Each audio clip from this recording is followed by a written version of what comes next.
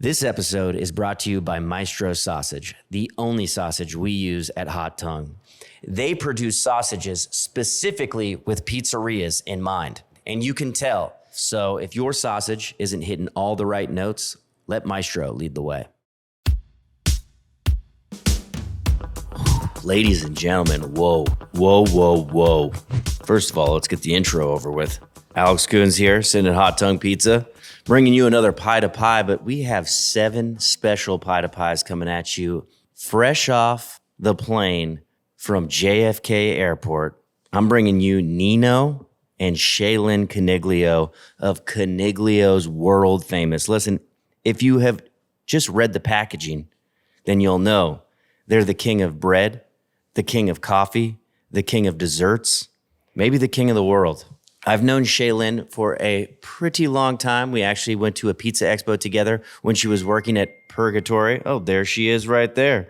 Just joking. Let me turn that off. I have known Shealyn for a very long time. She actually worked front of house, one of the best at Purgatory Pizza. And she introduced me to Nino, who is a huge talent, 10-time world champion, about as Italian and New York as it gets. Nino is no stranger to the Food Network. He's been on Triple G. He's a Chop champion. Shealyn has been on Hulu's Best in Dough. They're pretty much the biggest pizza power couple in the game. They are also making some incredible bread, incredible pastries, and first and foremost, what we like to talk about on this podcast, pizza. Nino is no stranger to pizza. He's a partner in Williamsburg Pizza. He's had his own podcast, which I've heard from many of you. They would love for that to be back, myself included. It was a joy. We sat down in a beautiful room in Morristown, New Jersey. It was owned by the Knights of the Columbus. This was on some Masonic, Catholic, Columbus-style secret handshake. We sat down for, I think, what might have been a 4-hour podcast. We took 3 or 4 breaks. Nino blesses us with some commercials in between. We talk about everything from cryptocurrency to hydration and the Pizza Expo. It was the conversation I've always wanted to have. They're doing something special out there. He took me on a tour of their kitchen. Their bread program alone is crazy. The amount of fridge space they need, they're doing farmers markets. It's wild, but knowing both of them for so long, it doesn't surprise me. They have a lot of things on the horizon. Whatever they touch is going to turn to gold, that's no doubt. 2 of my favorite people in pizza, and a pleasure to sit down. Ladies and gentlemen, Shealyn Brand Coniglio and Nino, the one and only Coniglio. Let's go. All right, what are we doing? We're talking. We're doing this? Yeah. All right, start it up. Well, I just kind of really want to know because I've loosely known you. I've known Shealyn for a while, but Morristown is not a place that I thought that the Coniglios would wind up. Yeah, Coniglios did not envision this either. So, all right, you want that? So, it was kind of a series of random events. So, basically, what happened was I was, Carmine Testa, Jersey Boys Pizza. Yeah. He's got, Nick and Mikey. So, Carmine calls me up. I'm in Bushwick. And he's like, listen, this is a shot in the dark. I just opened this place in Avenel, right? I'm short-staffed on the weekends. I know you're not available, but I figured I'd ask just in case. I need some help on the weekends. And I'm like, I'm available. And he's like, really? And I was like, yeah, man. I'll come out and help you. I'm not doing shit. And he was like, all right, great. I'll get you a hotel and this and that. I'm like, no, I'm staying on your couch. I'm not staying in a hotel. He's like, what do you mean? I'm like, bro, if you put me in a hotel, I'm not staying there, okay? I'm staying on your couch. We're leaving to work together. We're getting work home. Like, I'm not going to cost you another $250 a night to come help you out. If you need help, and I don't want any money, this and that. So we're hanging out there, and one of Carmine's best friends is this guy, Scott Jr., who owns a towing company. And at Carmine's place, you walk in and there's a bar and there's a bunch of seats, but the kitchen's hidden. Usually pizza kitchens are out front. Yeah. So we're hanging out there. It's probably like week 2, week 3. And like now it's gotten out on Instagram that I'm there. And the waitress comes back and she's like, oh, your friend Scott's out there. And I know Scott, he's helped me out a lot in the past, like, just moving trucks and doing like festival stuff, like Italian feast shit. And so we're like, oh, yeah, send him to the back. But it's not Scott Jr. It's fucking Scott from Terminal Pizza, the McGinney. You ever hear of this guy? No. You never saw this video? You're going to have to cut like a clip of his Barstool thing in. So me and Carmine have never met this guy before. And he comes in the back and he's like, hey, what's going on? Like, I'm a big fan, blah, blah, blah. And like, we see him. Neither of us have ever met him. I know exactly who he is because he has this infamous Barstool Sports video where he's like, yeah, I'm Scott. I forget his last name, but he's like, oh, I'm the Mickey Guinea. I'm the champ. I got diabetes. Like, look at my diabetes. I got the little thing on my arm. Like, he's fucking psycho. Right? Your other phone. Where's your other phone? Apparently, he has multiple phones. Yes. Apparently, he. What? Yeah, I got a lot of phones. So apparently, like Scott, Bad like habits was die like hard. really like this is actually. I'm like gonna put this out there. I don't care who gets mad about this because it's been enough years. But so apparently, like Scott wasn't happy with the review. And like I guess had like Portnoy's number off of like when he ordered, right? Okay. Because this is like from a few years ago.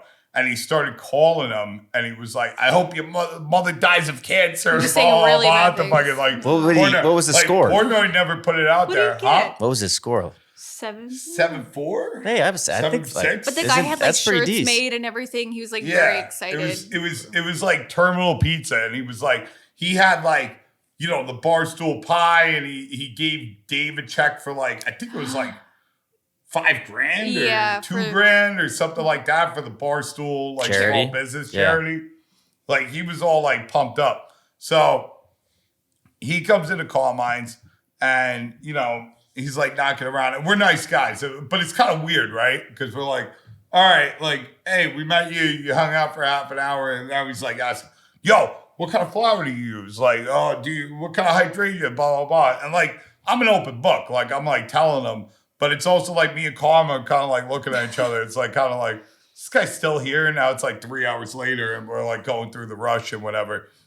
And then he goes, yo, can I talk to you for a second? I'm like, yeah, I'm about to smoke a cigarette. What's up? What's on your mind?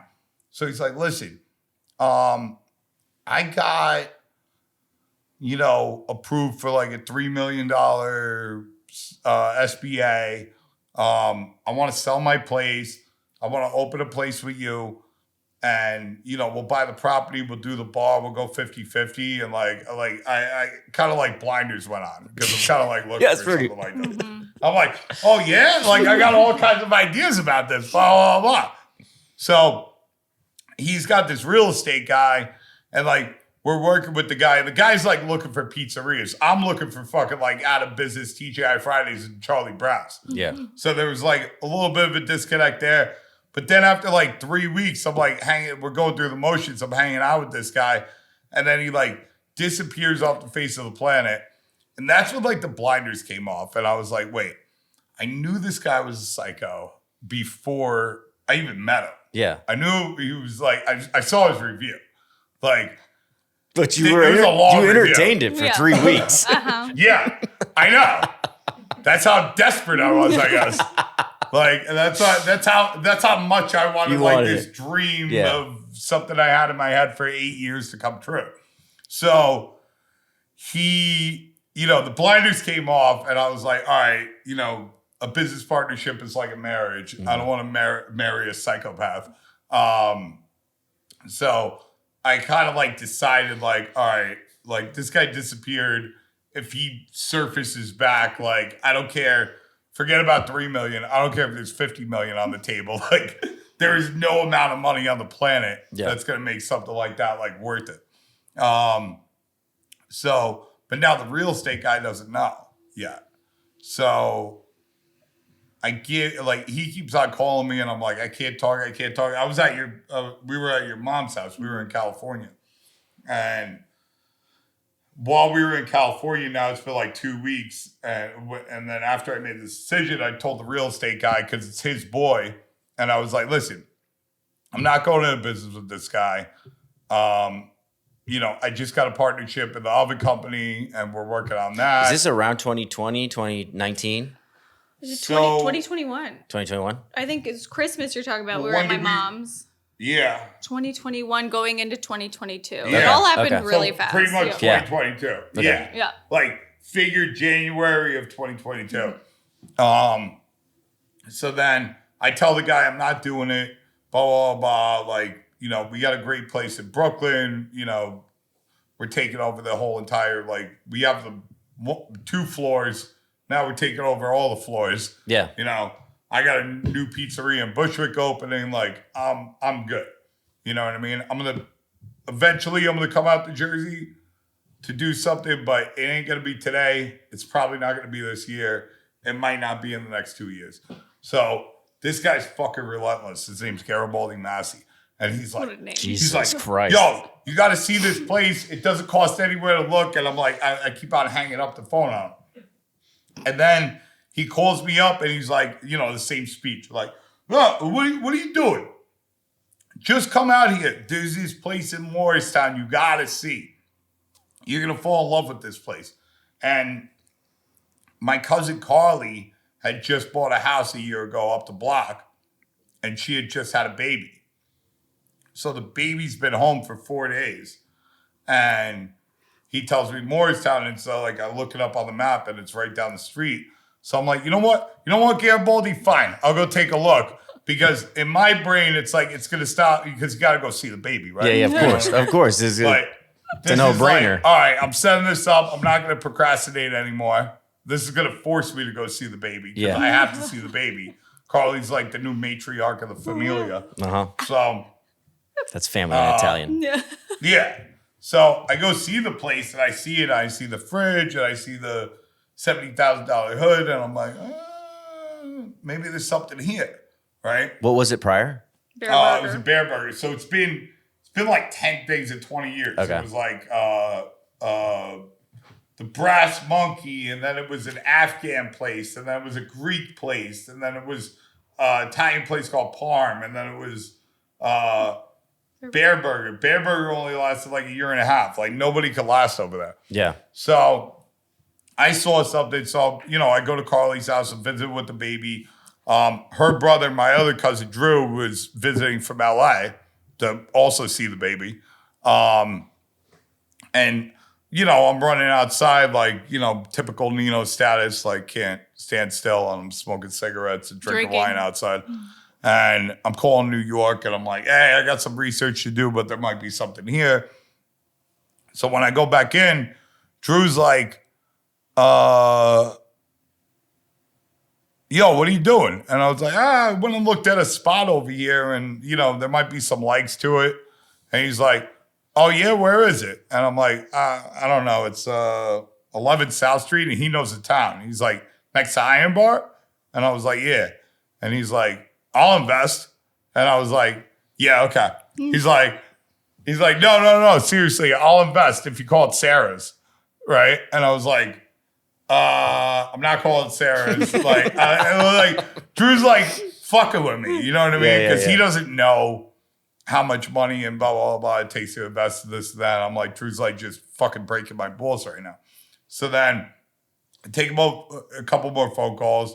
I come back and like an hour later, he's like, I'm serious. I'll invest. And I'm like, Drew, all right. You want to really talk about this? Do you have any idea how much money this takes and the risk involved, blah, blah, blah? He's like, how much is it? I was like, I don't know. Probably like $700K. And he's like, okay. I got how much do you have? And I'm like, I don't know. Not that. A little bit. Yeah. Not enough. But yeah, he ends up saying he's like, all right, give me a business plan. And I was like, a business plan? It's like, what do you mean by business plan? He's like, well, like a business plan. I was like, oh. So you want me to like make up shit and like create a bunch of like pretty graph charts and like fucking bar charts. What are they called? I don't know what the fucking different charts are called. And all this, and just make shit up out of my ass. He's like, well, yeah. And I was like, don't you do Excel? Because he has a production company. So his entire business is based in like budgeting and whatever. So he's like an Excel king. And I was like, bro, you got your computer on you? He's like, yeah. So we sit at the kitchen island. And I'm just like, I know all the numbers in my head. I've opened up in like of course 12 places in my life. So he's like, I was like, pull out your Excel sheet. I'll run it off for you right now. So in that kitchen, we literally threw all the numbers down and just basically decided, I guess, like by the end of it, when we walked out, it's like, I guess we're opening a pizzeria in Morristown. And I called Jay, and I was like, I think we're moving. Yeah, and at the time, I was like, okay. It was about 4 weeks after that, we got the lease done, and it was a done deal. I threw every single penny I had in the entire world, plus used every connection I had in the world to like get loans for the equipment. Yeah. On my side of it, Drew threw down like about like 300, 350, something like that. And then those two things together, like open Coniglios. And how long was your build out? I think so. The build out. So we got the lease started in March of 2022. Is that right? Yeah. So the lease started in March, and we had a 6-month abatement. So we were supposed to be open in, like, we were thinking we were going to be open in June or July. I didn't think. And now realistic. This is half my fault and half my cousin Drew's fault. So I hired my girl Alicia from Sicily, thinking that I would like save on the architectural thing, but then like had to go back. So I fucked up on that end of it with like permitting and this and that. Something I'll never do again. Big advice. Anybody, I don't care. You're opening a pizzeria, you're opening a restaurant, you're opening up a barbershop. Any small business in America that's a brick and mortar, like figure out what you're going to do, figure out where you're going to go, pay the architect, pay the lawyer, set up the operating agreement. And like, you have to be okay with losing that money if the deal falls through. But the reason that you put the money up front is because if the deal falls through, you're going to find another place. Now, the lawyer's not going to charge you another $7,000, and the architect's not going to charge you another $5,000 to $7,000, or whatever it comes out to. They're going to be like, all right, you already have a blueprint. Like, give me another $1,000. We'll, because you're just changing a couple things, right? But when you do that up front, while you're in lease negotiations, during your build out and everything else, and setting up your bank accounts and everything that has to get done, it's going to go like a lot more smoothly. So I knew about this, but I didn't listen to my friends. And I thought, like, sometimes I think I'm smarter than everybody. And it turns out 10 times dumber. Like, even when we did our wedding, like, I was like, oh, all my friends are chefs and I'm a chef. We're just going to do it ourselves. And then, like, after it was done, it was like, wait, I could have paid half the money. To hire and like less stressful. Like a catering thing and not have to do anything. And it would have been probably just as good or better.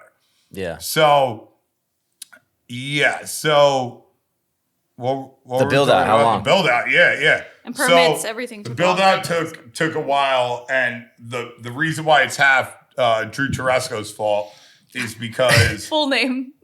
Drew Teresco. Mr. Teresco.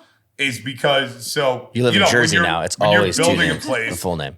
What's the Nino Coniglio? What's the Drew Teresco, Shealyn brand Coniglio? That's right. Penelope Luciano Coniglio.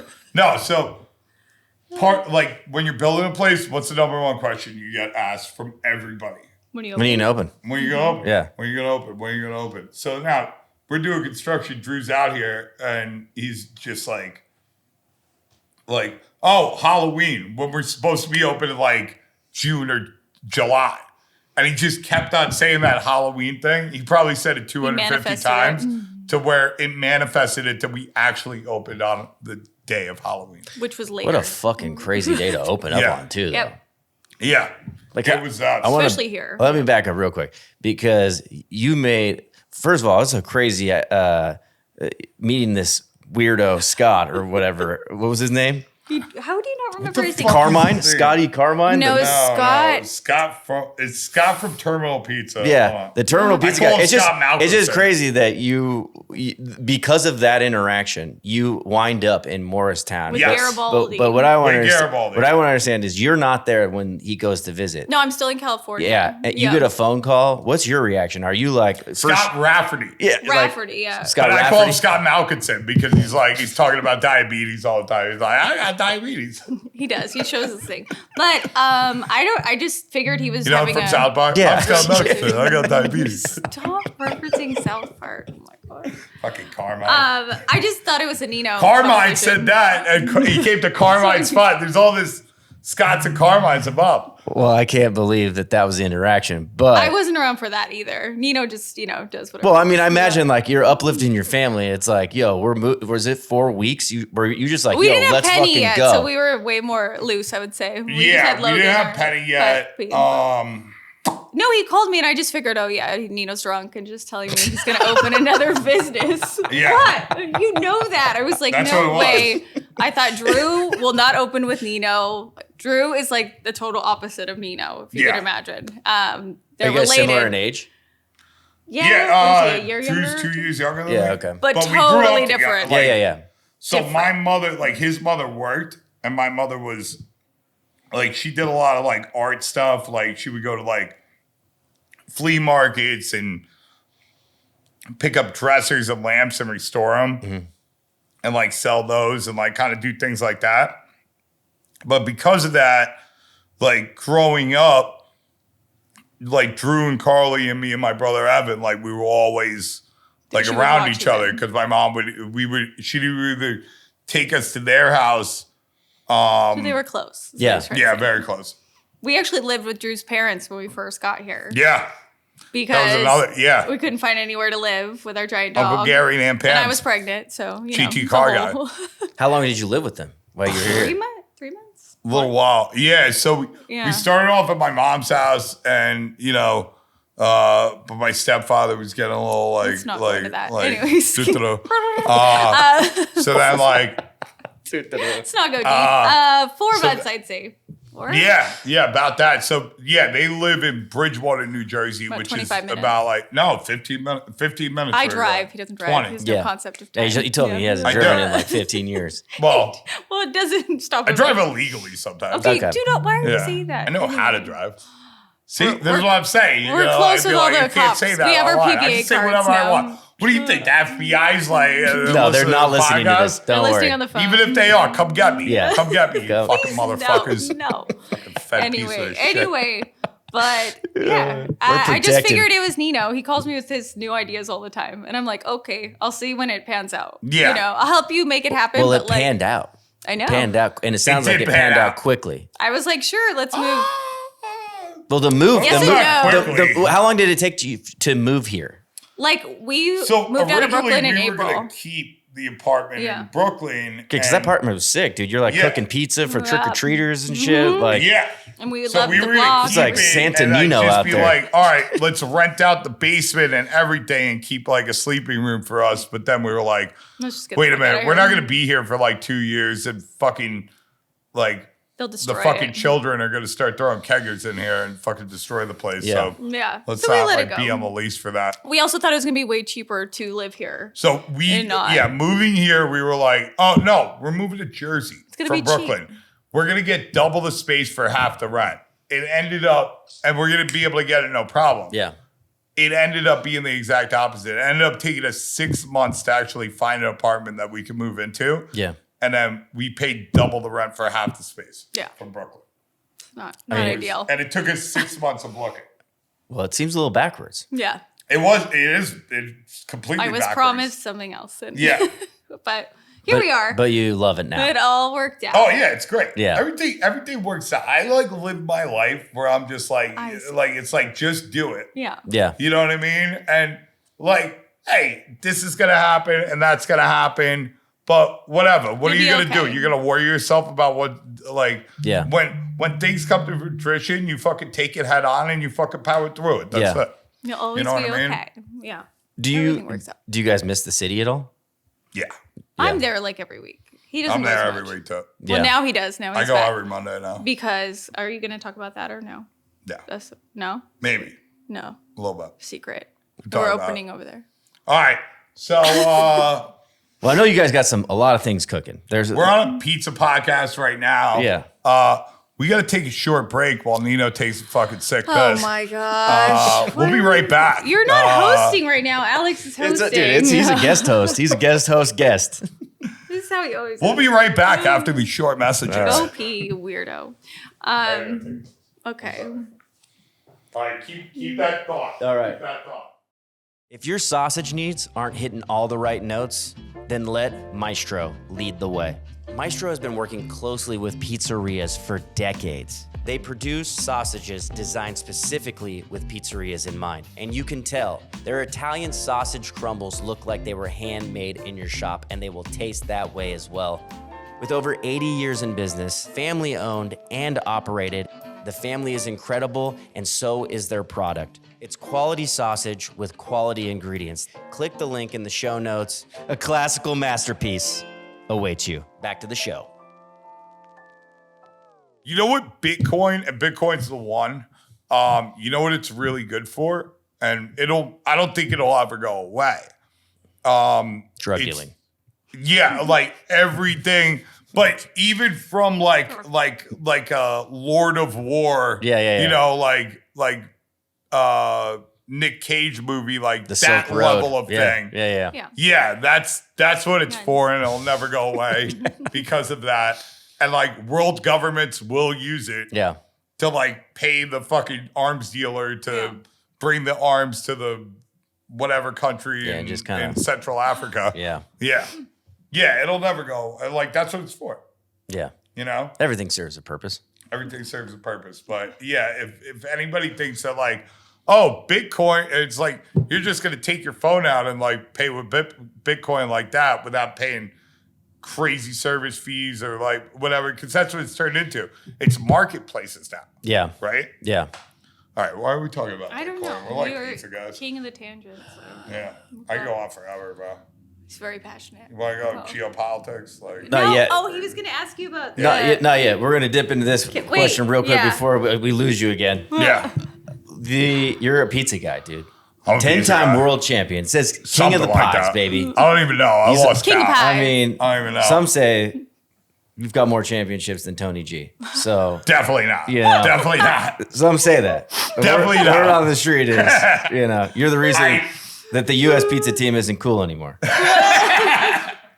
There's a lot of these rumors on the street. I talk a lot about why the U.S. pizza team was never cool and how they like brought me in like a kind of like a cult fashion to like robes and Well, Tony Gimignani, Tony Gimignani started the U.S. pizza team. Okay, and it was him, Joe Carlucci.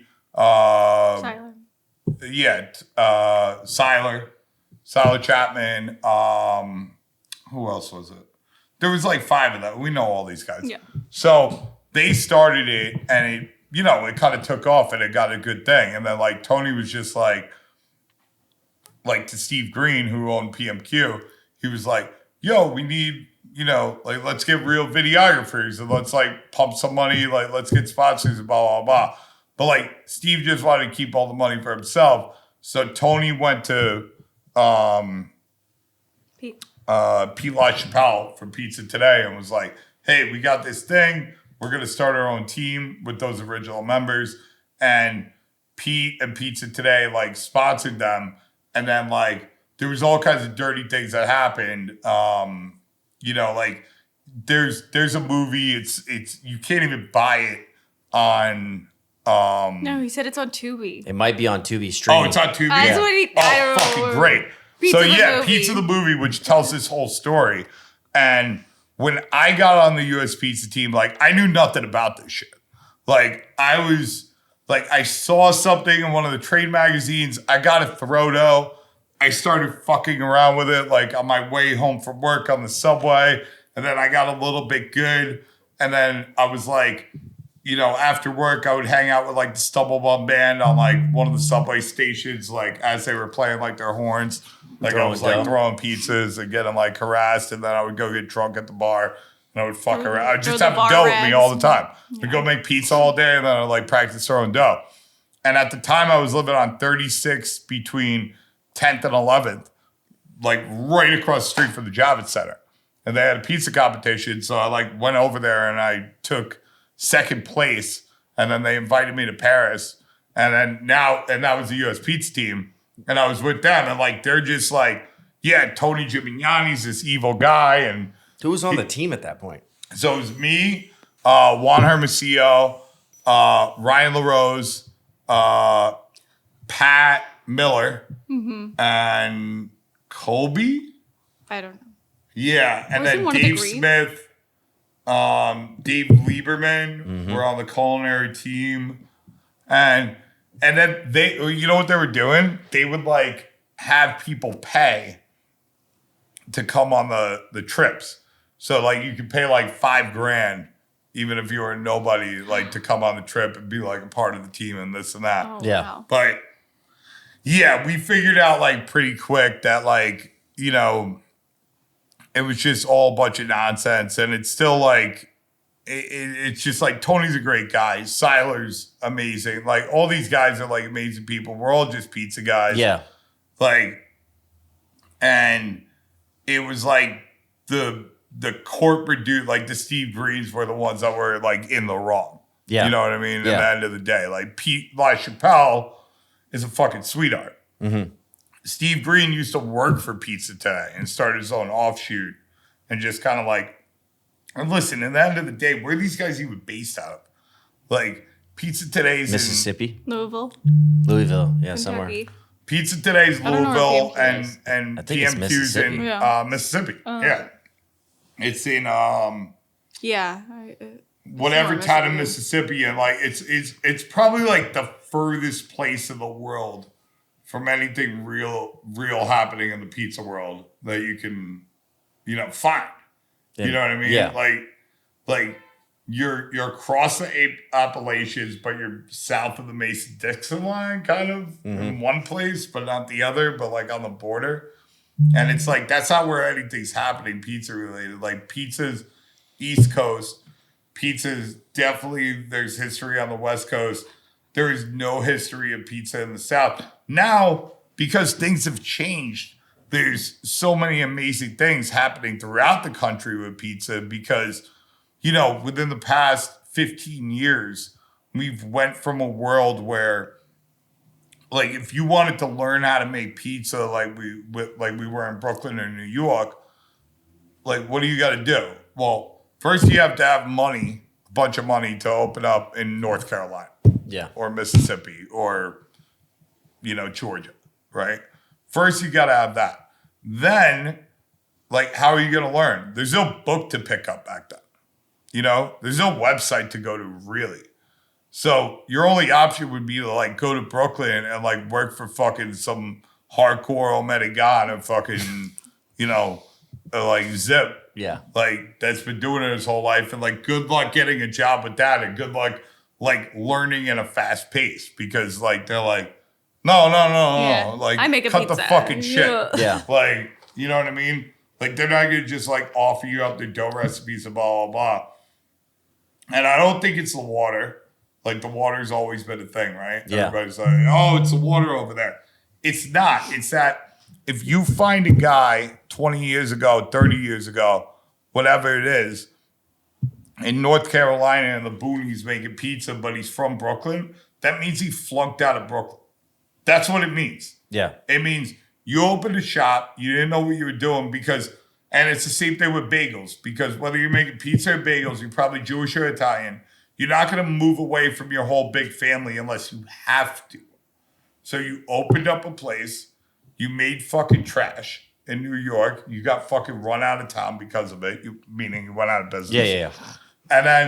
And then you couldn't afford the taxes over there, so you liquidated your assets, moved to North Carolina, opened up another shop because you don't know what else to do, and you're still making shitty pizza in fucking North Carolina. Yeah, but because it says Brooklyn style bagels, people are like, that place is good.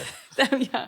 Then they eat it and they're like, well, now everybody knows it better. Now it's like the land of information. Like, if you really want to make awesome shit and you devote your life to it, like, all the information's out there. Well, wouldn't you say that shit has gotten much better just in the last, like, 10 years because of everyone has gotten smarter? It's not just about, like, people are weighing their ingredients. They're playing with different pre-ferments. They understand things more deeply. If they want to. Yeah.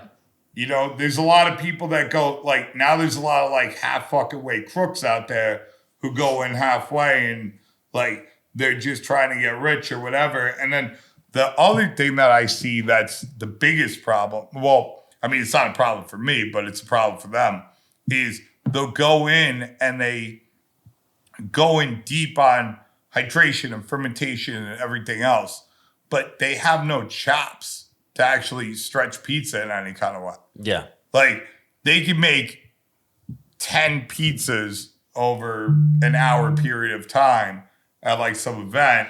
And, like, they're like, everybody says I have the best pizza. But it's like, well, now how do you make 200? Yeah. And a lot of them, like just kind of make up their own stretching techniques and then start, like, stacking doughs on screens or, like, wood boards and blah, blah, blah. And it's like, well, no, why don't you take the same amount of effort that you put into, like, learning the hydrations and the different flours you were working on and the different cheeses and everything else and put it into the chops of making it instead of looking at it like this, like, oh, I'm going to be, like, on the board of directors of the next, you know, Walmart or pizza. Yeah. Because that's what a lot of people, like, go down. Like, they won't say they're doing that, but they're all fucking thinking that in their head. They're like, I'm going to have 100 locations. It's like, okay, maybe. Yeah. But why don't you work on one? Yeah. Like, work on perfecting one. Work on, because you can make money. You can make real money off of one done the right way. Yeah. Like, everybody thinks they're going to, like, beat McDonald's, like, tomorrow. And it's like, they don't really have an idea of how, like, McDonald's or TGI Fridays or Applebee's or any of these companies even started. And the road they went down. It's so important to, like, understand the beginning of these things and the quarter and the middle and the in between and the end. No one really understands those things. They're just looked at as, like, evil corporations a lot of the time. But it's like, yo, there wouldn't be these places if there wasn't a beginning. And if, like, there wasn't one store that turned into 5, that turned into 1,000. Yeah. It's like, why would you hate it? Like, TGI Fridays used to be cool. Like, TGI I'd argue that it's before still my time. cool. I know, But, right? But it's rough seeing. is I not go, cool. no, we go. TGI we Fridays went is there not cool. recently. I'd get fucking It was drunk rough. at TGI Fridays. Maybe. Yeah, I'm sure you would. You're a psychopath. He's one of the psychopaths that I talk about. I'm like, I'm not like, this is how I feel about TGI Fridays and Applebee's and all these other places. It's they're like socially bankrupt. Like, they have zero social currency. So, like, you're a psychopath. And that's one of the reasons I love you. Goes more to be ironic, I think. But or nostalgic. it's like, no one wants to say they're hanging out at TGI. Like, Fridays. nobody's- I go to Red Robin, get some endless I go to fries. Shealyn. and I'm sure you black do. out. Yeah. But, well, I follow you on social media. I've never seen you. And it would be hilarious if you started doing this. Would be like, I do that. yo, I'm at TGI Fridays right now. How we fucking doing? Thanks God it's Friday, motherfuckers. Every Friday? No one is doing that. No. Every Friday. If you did that every Friday, I was, when I described this to certain people, I said, if somebody does it, and they're that much of a fucking lunatic, it would go viral and it would be hilarious. Yeah. But yeah, like, nobody's showing up to the water cooler. Like, oh, where'd you guys go? Like, the water cooler at 9 a.m. on Monday and being like, oh, we were fucking hanging out at fucking Applebee's. No, Chili's is actually kind of cool right now. They did like a little See, camp. but go to that's the thing. Chili's. It's nobody that you know, maybe nobody that I know, but I know that there's people that they spend their nights at a TGI But they don't Fridays. talk about it. They don't put the post on Instagram. Yeah, it's not the same they as like, don't talk about it at the water cooler. Well, maybe it's not. It's a cool. dirty They're not secret. at Coniglio's, It's a dirty secret because it's just like family there for a it's casual like how meal. that looks to the. That's what I'm saying. It takes a psycho that's so authentic that he gives zero fucks about the I go to Joneses Outback. I and the post people Outback. around him because everybody around Outback? you is just gonna be like, That guy's a psychopath. Oh, like so you have no fucking taste and you're cheap. Like It's not even what that kind cheap of loser anymore, are I you? don't think. It's pretty expensive. Everywhere is expensive. Yeah, but I mean, it's Everywhere. not even. Everywhere. That's the other thing that really changed in our business is everything's the same price now. Yeah. So like within like a little bit. So like people like there's a place down the street called Jockey Hollow, right? And it's in this like 1920s Gilded Age mansion. It's one of my favorite places in New Jersey. Just because of the history and what it is. Like the food they put out is fucking great. But like people are like, oh, what's your favorite restaurant in Morristown besides yours? And I'll like Jockey's always on the list. They're like, yeah, but it's expensive there. And I'm like, is it? Is it really expensive? Like, and I listen, producer, I don't know this guy's name. What's your name? Matt. Fucking Matt. Tell Matt, the producer, to put up like a Guerrero's and a Agricola and a Roots and a Office Tavern menu. They're all like $2 to $3 off on the entrees, appetizers, whatever. I feel like and Roots listen, is you can way walk more into a place and spend $1,000 anywhere you want. You can spend $1,000 at, well, it would Not probably even be hard close. at Fridays No. because they don't have like $100 bottles of wine. But like, Maybe they do. I don't think they do. Vodka. But like the Office, like 2 doors down, like you could buy a $150 bottle of wine over there. Like you can order 8 appetizers and then, you know, an entree for before you order the entrees. You know what I mean? Yeah. And order 8 desserts. You know what I mean? But like if you're just going in there and you're like, okay, we're going to split an appetizer. Me and you are going to get an entree. The difference between Jockey and Guerrero's and all the places over here is it's negligible. Yeah. It's $25. Yeah. You know what I mean? Dive into the wine and everything else. The math changes, but the math changes on what you're getting Yeah, of course. for wine. Like you're not getting like the stick Montepulciano di Abruzzo on the fucking Josh and the whatever. Yeah. You know what I mean? That all these like knuckleheads drink, like you're probably getting something worse for a lot more money because that's the whole wine game anyway, right? Yeah. The wine game is just like, That's why we want a bar. we got the blah, blah, blah, blah, blah. You don't know if they spent $6 or fucking $50 on it. Yeah. But they're marketing it for $100. That happened to us at Roots. Remember, our glass was like $25. Oh my God. And no one knows. Oh, man. Enough I was about like, wine to that know they're bottle getting is That's bad the food. power of $30 at the store. power You know, of I was like, I gotta show you this video. There's this guy I've been watching. I started watching him like a month ago. His name's Roy Sutherland, and he like goes into this heart where he does this. Roy Sutherland, people, look it up. No, he goes into this whole tangent, but it's so fucking intelligent. Where he's just like, they don't call it drinks list, they don't call it a whiskey list, they call it a wine list. Why do they call it a wine list? Well, they hand one person the wine book, and the wine book is 4 pages long. And all the way on the back is for those like dirty people who, you know, those degenerates who want to order Hey, a I go whiskey straight or to the something back. like that, right? But wine is the only thing that a table of 4 or 6 could share, right? Yeah. And when you're sitting with like a group of friends, like, and the wine list gets handed, like automatically, and the glasses are already on the table, then the only question on the table is red or white. Yeah. You know what I mean? Yeah. And now you're in. Now You're getting multiple that bottles. you might Yeah. order a whiskey, Yeah. but the fucking bottle's coming fucking out. Yeah. yeah. You know, I'm having some wine. and that's how it happens. He And would be. He left his cup. no one's gonna pay. What do you mean? I'll fucking drink. I this shit. figured. I got a fucking bottle, bro. Bro. See that? What is this, a Do commercial? what you fucking want. Not for nothing, God. really and truly, all day long. Do what you say what you do. What is wrong with Drink you? wine. So let's talk about since we're talking about booze, and when you left on your pee break, we were talking about some big things cooking. Can we talk about what's going on downstairs? Yeah. What's going on downstairs? He all of a sudden pauses. He's like waiting. What? He's like, how long do I have? You got another hour, dude. We got No, nothing but Brad, Got a we- question. we chiseled out 4 hours for you. Yeah. We're All right, already good. hours That's how much late. you're going to need. Yeah, it's good. Yeah. So anyway, we've always wanted to open a bar and go. Oh, what's going on here? Yes, Downstairs from here, from where we're Yes. sitting. Yeah, Yes. this Oh, so we're club, expanding. club FOMO. Yeah. Yeah. Yeah. Formerly So, known as. We're sitting, and by the way, we're sitting in some George Washington suite here. It looks like Yeah. the White House in here. Yeah. It's Knights of Columbus. Knights of Columbus. Knights of Columbus, the only Knights of Columbus, which is a Catholic fraternal order named after a Protestant. Yeah, Yeah, so this was the George. Because Washington. George Washington was Protestant. it's pretty sick. It's Let's pretty just sick. say it's pretty That sick. porch. But below, It's a good place. I'm a third Coniglio's- generation Knights of Columbus. Okay. My grandfather was Knights of Columbus. when did you get inducted? What age?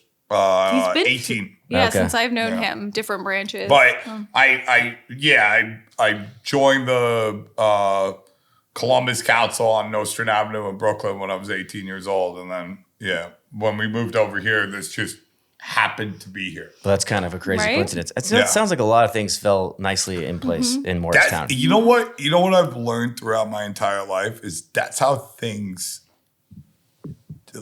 just happen like that. Yeah. Like organically. If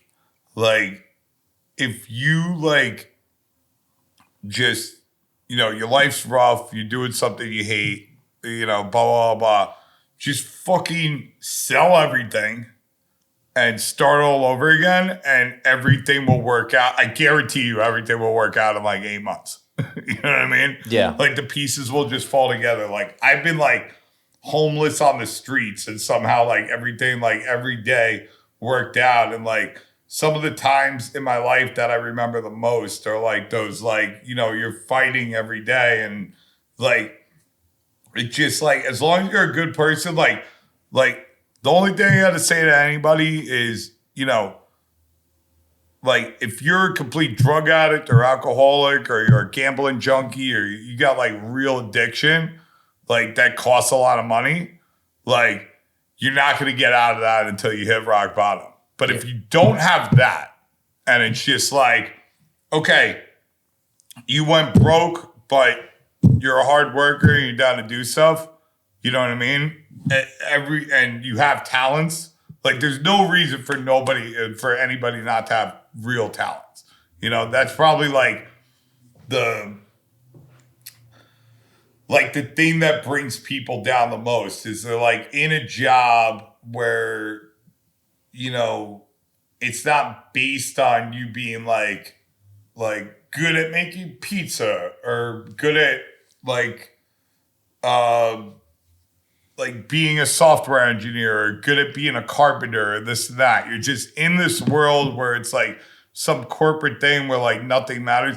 If you're good at something, whatever that thing is, like, and you devote your life to being better and better and better every single day instead of like, you can't wait till you get out to do this hobby or watch the Giants or, what are the Yankees doing? And I want to get to the bar and hang out with my friends. Yep. If that thing is the thing that matters, like you'll never have a problem in this world.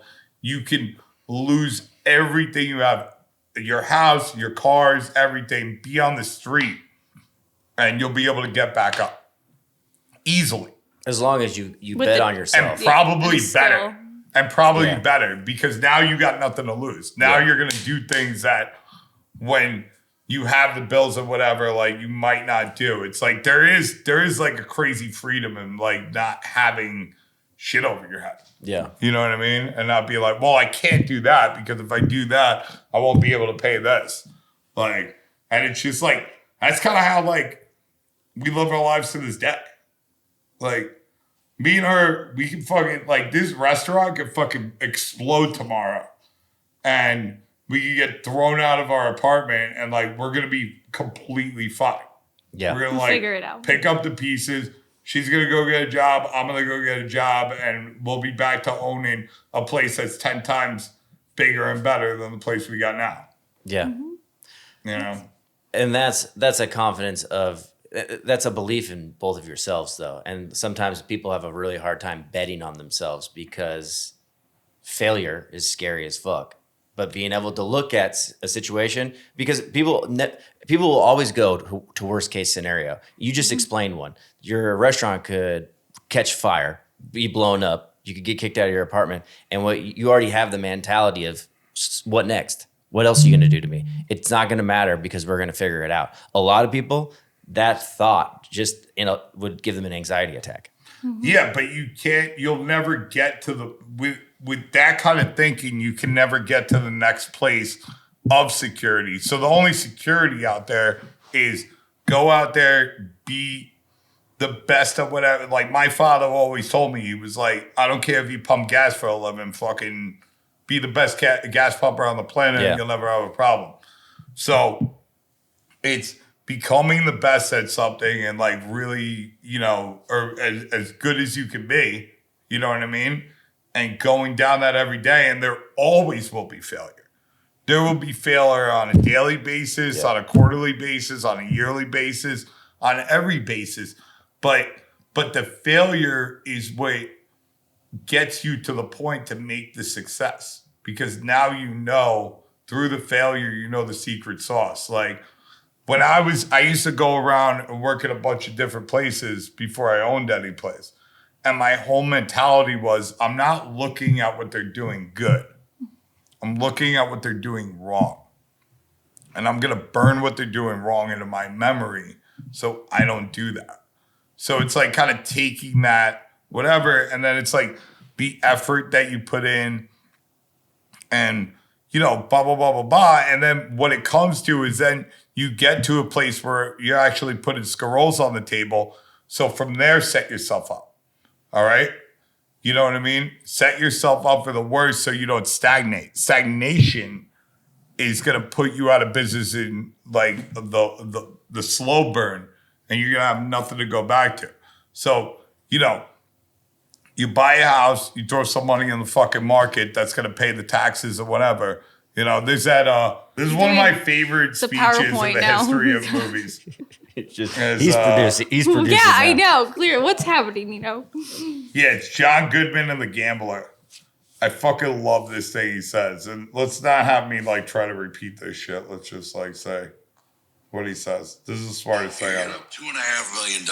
Any asshole in the world knows what to do. You get a house with a 25-year roof, an indestructible Jap economy shitbox. You put the rest into the system at 3 to 5% to pay your taxes, and that's your base. Get me? That's your fortress of fucking solitude.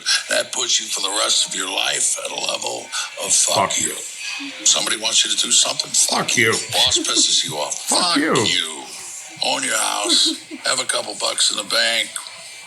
Don't drink. That's all I have to say to anybody. And don't gamble. It's your grandfather take risks.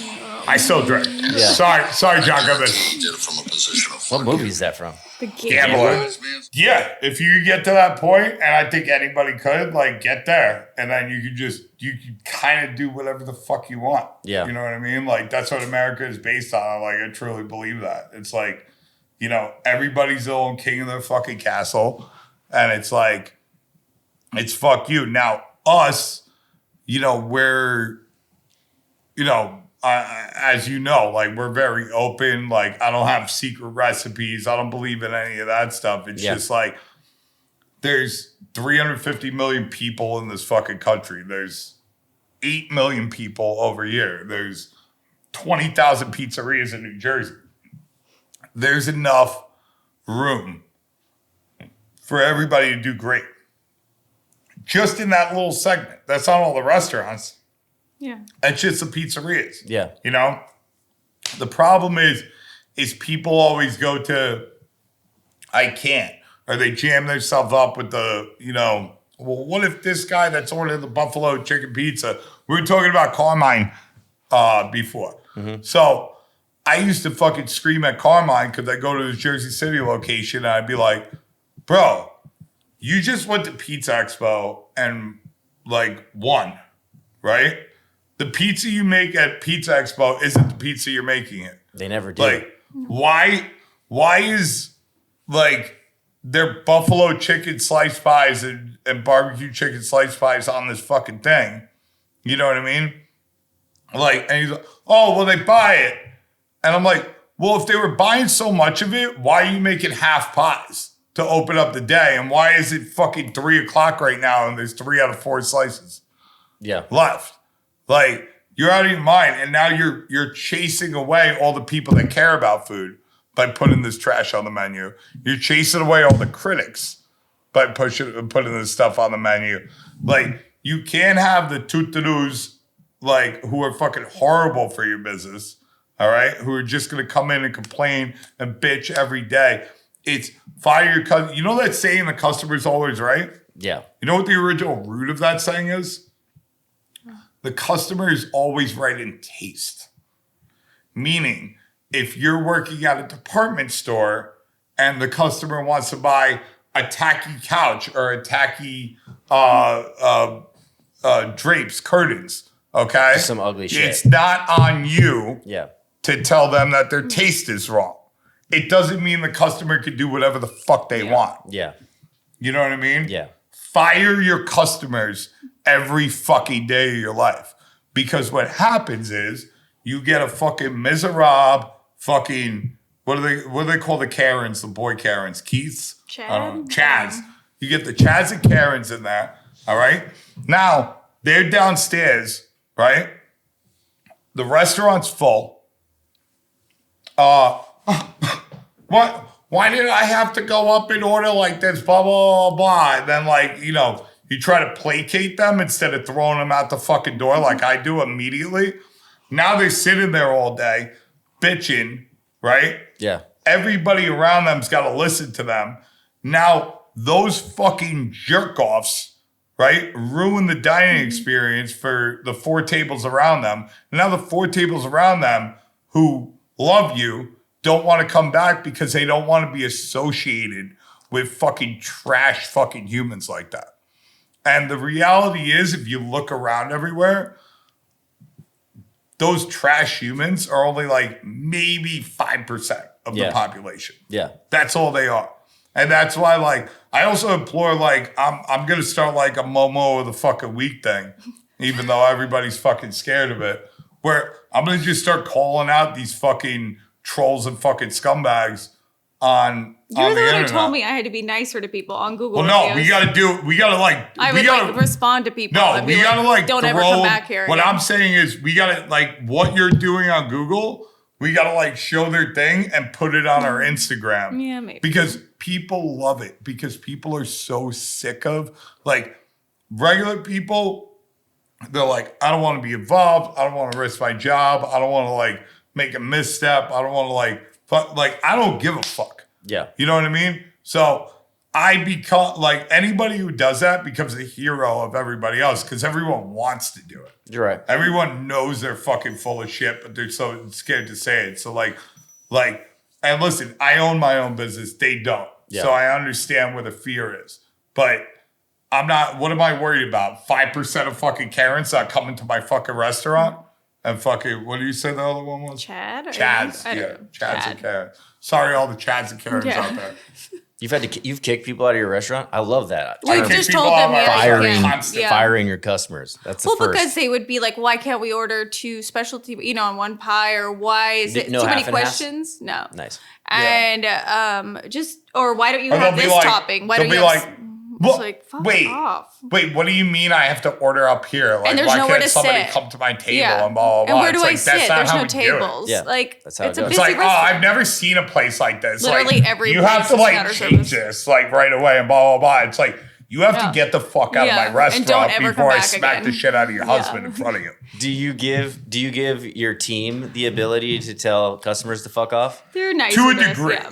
To a degree. So, like, we don't want, like, on your team, it's You don't want mean people, or you still you don't want want customer like mean service. people Yeah. like Of course. on purpose and this and that, but we always have like somebody of authority on the room that knows what's good, and like we're not sociopaths. Like Yeah, we're we're not not being like mean to looking people. for a Yeah. problem. We try to talk people course. down as much as we can, but like once it gets to a certain Yeah. place, like When it's they're over. complaining about it's over. I've had, Like- customers say, oh, that employee's just standing there. No, that employee is the expo. Like they don't understand. So they're just already angry and they're making notes to go write their Yeah. paragraphs. Because they don't of understand Google what the reviews. fuck's going on. Yeah. Like clearly, normally you could read a bad review and that person has never worked in a restaurant Of before. course. But they still give you that 1 star and lowers your overall rating, and they spread negativity. They're just toxic people. Yeah. So Oh, I know. I'm all for banning those people. With a smile, you kind of say, go fuck yourself, but in a nice way. Like leave. when we first opened and I'm super pregnant working there, like I know we were like fighting people out of it. Remember that guy? The guy who left his wallet then after? The piece of shit. Either way, like he wanted like 12 toppings on his pizza and Nino won't normally do more than 4 or 5. And then he was mad that it took longer to cook, and you're trying to explain to them that that's why it took longer to cook because you got so many fucking toppings. Yeah. It's that military guy who said we were anti-military because we kicked him out, but he was wasted. Yeah. We used to be open till like 4 a.m. when we first opened. And that's crazy. You're dealing with a lot of riffraff around here. It's a big college going out town. I mean, it's definitely becoming like, less, and those people could just not come back. Like, I don't mind telling people if we were so terrible. We tell them straight up, like, don't come back. They're like, how and they can't believe you're saying pizza. That. It's like, I can't get into like. Oh, you don't do slices? Here's another thing. Yeah, you don't do slices. But so sometimes there's, these same exact people, same exact mindset. They'll come in and complain about the prices. The crazy thing is that I am the cheapest pizza in a 30-mile square radius. All right. Now, that might sound crazy to somebody because it's like, what do you mean? Your Brooklyn round is $25. And I'm like, okay, cool. So my Brooklyn round is $25, right? Now, what's on the Brooklyn round? It's homemade fresh mozzarella from Leone, right down the block. It's fresh basil. It's Parmesan Reggiano. It's imported Pecorino Romano. It's Ciao Authentica tomatoes. Okay. Now, I'm not even factoring this into this math. Like the fact, and imported flour that costs 3 times more, and unbleached unbroken flours, this and that, starter cultures, all the time that takes into that. None of that I'm factoring into this price, right? I'm not saying I use better ingredients, so that costs double or triple or quadruple more, depending on what ingredient you're talking to compared to anybody else. And that's what is the price. But that is there. But that's not even my argument. My argument is that you can't find a place that does a margarita pizza, which our Brooklyn round is, for less than $20. And most of them are 23. Yeah. Mine's 25. But their pies are 16 inches. Yeah. An 18-inch pie is 30% more. So if you let's average it out at $22, all right? And then add 30%. So 22 plus 6.6 is $28.60. Yeah. So I'm the cheapest pizza, and those guys aren't doing any of the things I'm doing. If you add all the math with all that other stuff that I just talked about, I should be selling pizza for $40. Yeah. A fucking pie, and still I'm the cheapest fucking pizza. Yeah. Out there.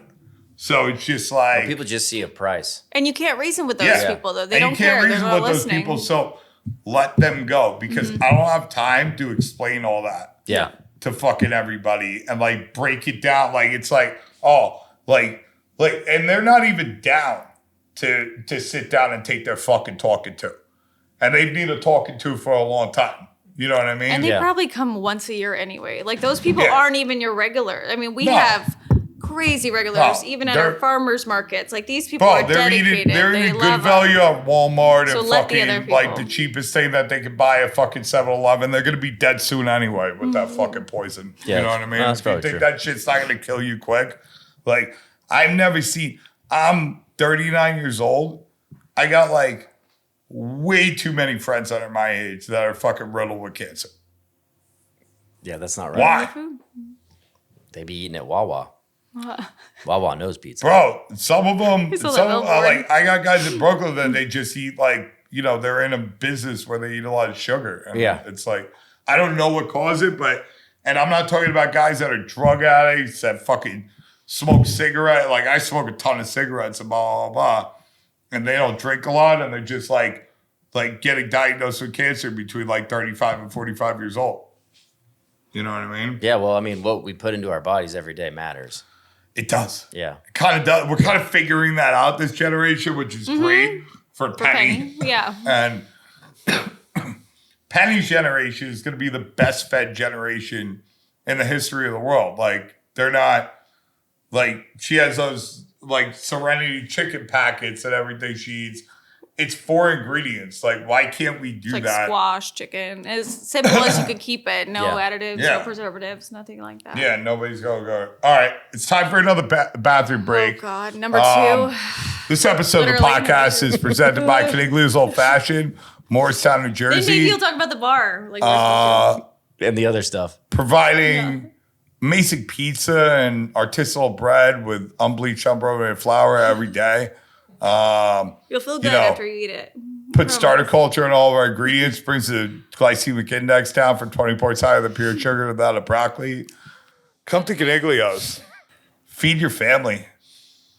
Okay, go to Be the sick. bathroom. The King of pizza. That was good. Come to Coniglio's, King feed of your pies, family. king of That pies. was good. Yeah, that's cute. Coniglio's. I'll use that for the Feed your Instagram family. post. I kind of got into, we've gotten into a couple things. You've been a pizza guy for a long time, but you got into bread. You have a full on, you have pastries downstairs. You have beautiful sourdough loaves, seeded loaves. Like, you got beautiful different flours that you showed me. What was it always bread that you wanted to get into? Like, where did this come from? How was this the vision? Yeah, well, this was definitely the vision for this place because it just.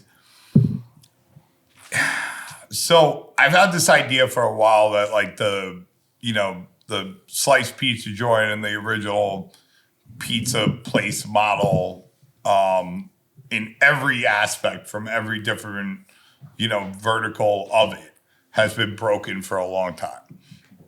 And that hasn't been working. And then we're playing the game and, cost of doing business has gone up dramatically. Cost of labor has gone up dramatically. Like rents, insurance, food costs, everything across the board.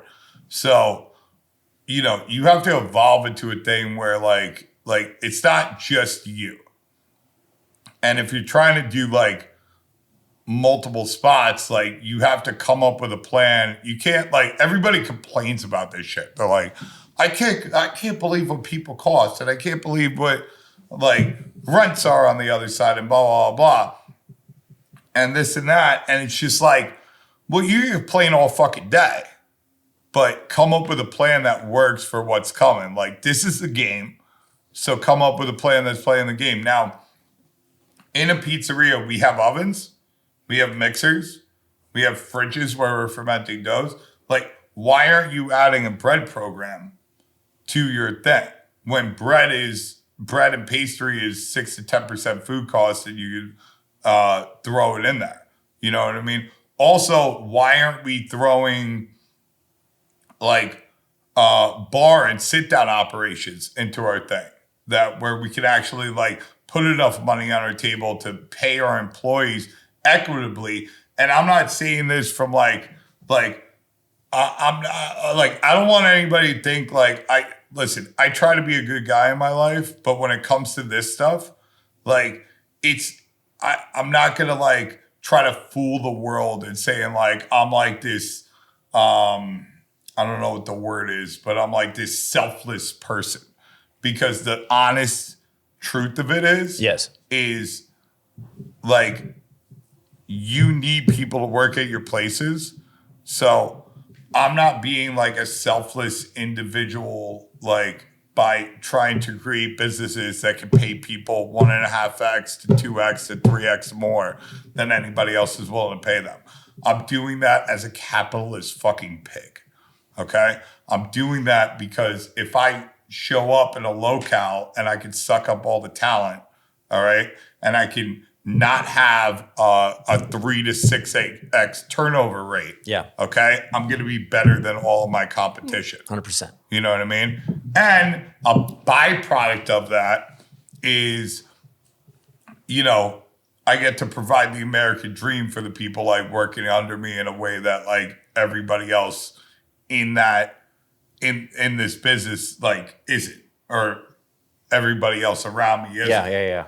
And then that word gets around and that like fuels more whatever. So like it's like being in the right can make you like really, really rich. You just gotta like, and provide a lot of good for your community and for your staff and everything else. But like I'm not gonna like say like, oh, even though it does make me like have a tear in my eye and make me want to cry, but it's like, it's also like that comes first. Like I hate when people like just put this stuff out there like we're trying to be equitable and see blah blah blah blah, and then they like these people are all fucking scumbags at the end of the day, or they can't pay the bills and go out of business, and neither of those things are good. And then nobody has a job. Yeah. So it's like it's like this is a playing field. Do what you got to do to the best of your ability to make it right, and it's your team is everything. The guys working on you, like you have to create businesses that, like our whole goal in this entire company is to create places that provide not only living wages, but more importantly, career wages. Yeah. Okay? Yeah. Where you can actually, if you don't have a drug or alcohol or gambling problem, you can actually buy a house in the America of today, which is fucking hard. Yes, it is. Especially on the coasts. You know what I mean? It's not easy. And that's why like so many people have got out of this business to go to like, whether they become a plumber or they work for a food distributor or blah, blah, blah. We've all seen that. Yeah. Like a million times over. And nobody like, I feel like on our end of it as like the entrepreneurs, like we are not getting like most of the guys, like most of my colleagues aren't getting the message where it's like, you want to chalk it up to, oh, it's not fair and it's blah, blah, blah, blah, blah. Like if Trump becomes president, it's going to be okay. Or, none of that is like, nobody gives a fuck. Like, it doesn't matter who's president. It doesn't matter Republican or Democrat. It doesn't matter about like what the fuck they're doing. It matters. The market matters, and it matters. You're doing something and you're putting all your fucking balls on the line to build something that's actually going to work. And right now, there's two ways to do a pizzeria. The first way is grab a spot for almost no money with a fucking 12-pie oven. Before you grab it, learn how to make the best pizza on the planet and have all the humility in the world. Like, because as soon as you think you're the best, you're automatically the worst and you got nowhere to do. Like, I beat myself up every fucking day. Like, I look at my product every day and it's like, it's never good enough. And I found this happy balance between like me like losing my fucking shit on a daily basis and me making like small tweaks. So get to the small tweak thing to get there, but never think you're perfect and never think you're the best. And then once you're there, you open a place, and this is what you do. You open from Wednesday through Sunday from 4 to 10 p.m. You make every fucking pie. You have one person, like a counter girl or something next to you. And that's all you fucking do. And you don't hire anybody. And you don't expand your hours when the fucking dinner gets business or whatever. You save your money. And then you make a decision. After you have enough money to open up a real spot where it could have an expansion and a big staff. All right? Say, is the $150,000 to $300,000 a week with a 40-hour work week for me enough or not? Or do I need more? And then you take your money not in there. You leave that exactly how it is, right? And then you build the bigger spot. You know what I mean? And that's on you. If you want to be in this business, like most people in this business lose their fucking shirts.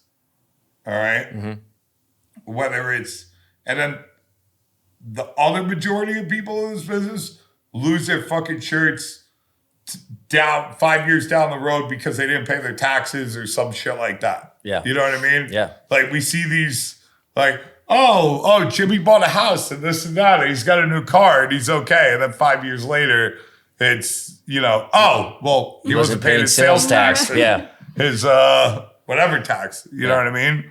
Or you see guys just like getting by. Like most of us are barely getting by. Most of us are in this business. Like we have servers. The servers are making more money than we are. Yes. But if you do it the one way, you will have money in your pocket. As soon as you start hiring people and this and that. So it's like operate a small business how it's meant to be operated, or open up a big thing and go all in. All right? And like, but when you open up the big thing, let me tell you, there is no we'll get it later. There is no we'll make it cool later. Like you got to make it cool from day fucking one. You know what I mean? And you got to pay people from day one. And, otherwise it's never, ever, ever going to work. There's no shortcuts. Well, the operation downstairs is the opposite of a one person. We went the big and go all it's out. the fucking big. But I did it's it. the big dog. But that's not the big dog. How do you? Whoa. It's the big dog. Hold on, big dog. Slow up. Hold on. That's nowhere near the big dog. Big dog outside of a one person making pizzas. So, but a bread program as extensive as that. So, and people talk about you got to have a very minimal menu, play the hits, like give the people what they want. Don't try to overdo it. No barbecue chicken and fucking whatever. Right. Yeah. Okay, keep it classic. But I mean, when you are laminating dough for croissants out there, when the bacon that you got seemed like it was really nice bacon, like you have good ingredients, you're hand cutting. Well, you have somebody cutting the cheese down there, slicing it. Like that's a fucking pretty big operation in comparison to a small slice shop. It's a big operation, but we didn't get there from day one. We started off just pizza. Coniglio. So there was no bread here at the beginning. No, I walked in, 20, 30 loaves a week? Yeah. It wasn't. When I walked in, it felt more like a bakery than it did a pizza shop. That's what it turned into because that's the idea I had. But we started off, we were open Wednesday through Sunday. Yeah. 5 to 10, I think. 5 to 10. Because it was just like us. It was just us. People. And then we expanded the menu and like I sacrificed our, me and Shealyn being able to buy a house and us putting money in our pocket to this day. Yeah. 2 years later to have that bakery program because I believe in it. You know what I mean? Because bakers cost a lot of money. Well, no shit. I mean, you're at what, 10 farmers markets? You said 5 just on Saturdays. You have 3 vehicles. It's a whole separate business. It's a business within a business. Yeah. And it's crazy, and it's not.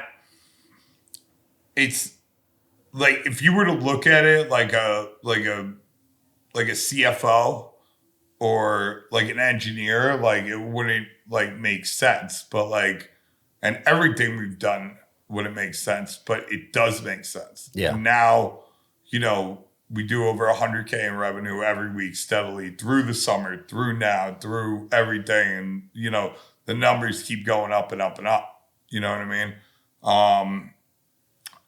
It's not this, there's nothing, it's not like a factory that you can engineer something. It's like you're trying to like you see a hole in the market and you believe in something, like you believe in,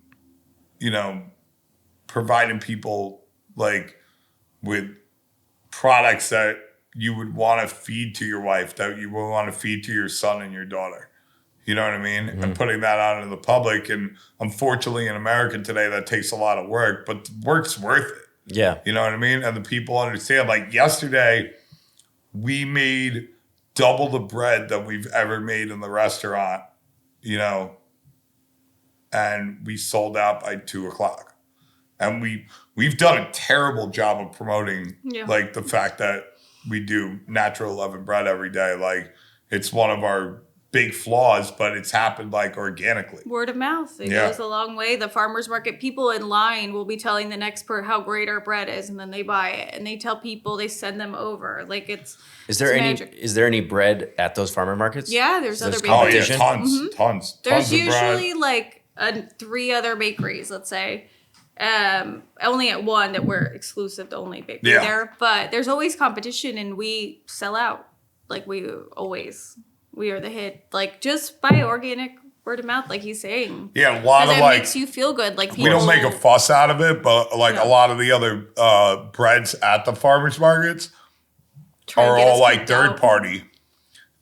Yeah. You know what I mean? So it's like they're coming from bigger places. They're reselling. Yeah, so it's resells. Yeah, got it. It's resells. So which is like kind of not in the spirit of what a farmer's market's supposed to be about. No, a farmer's market's supposed to be about direct like, to consumer. Mm-hmm. You know, there's somebody making something special, whether they're like, I don't care if they're huge, I don't care if they're small, but they're making something that like they're involved in, and it's good for you. Yeah, and they're they're not using bleach or bromate. They're you're not getting the stuff. You're getting the stuff you can't get out of the grocery store. Yeah. Right. But then when you go to Balthazar and buy a bunch of bread and mark it up 2x or 3x, like how much sense does that make? Yeah. Yeah. You know what I mean? It's kind of like against the whole thing. Yeah. Like, so yeah. So, it took a while in here and, we stuck to the program of just like, we're not going to compromise. We're going to keep on with this bread program, even if it loses us money. Like we lost money on the bread program for a while. And we still don't, I don't think, I mean, even right now, like we're not making a ton of money off the bread program because it all goes to labor. Yeah. Well, I mean, how many loaves are you cooking every morning? Well, it depends on the day. Yeah. Depends. Like Saturday. I mean? Oh my gosh. Like they Saturday, get there at 3 a.m. The day starts because we make everything fresh every day. Every we're single selling day. at the markets, everything. So does it sit at 3 and then gets cooked at 6 in the morning? No, they start baking because we have to leave. So you're by 7. So the earliest person gets in at 3. Your bread baker. 3 people are there. Only on Saturday. Okay. Yeah. 3:30. Yeah.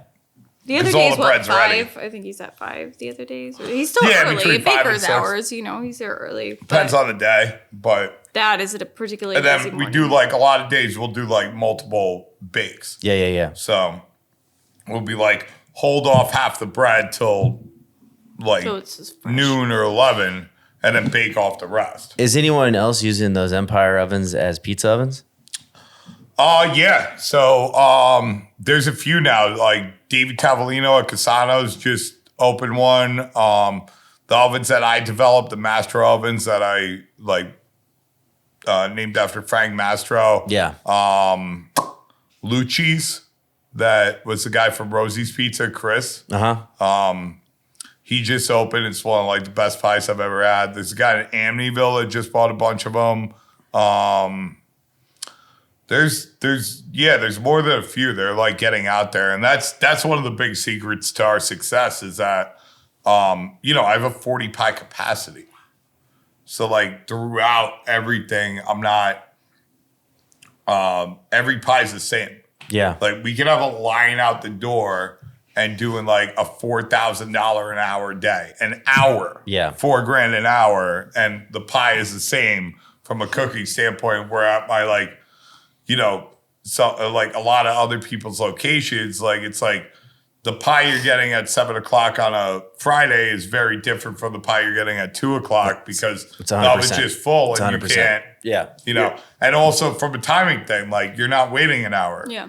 Like right now, we could do like a $25,000 Saturday and we do it constantly.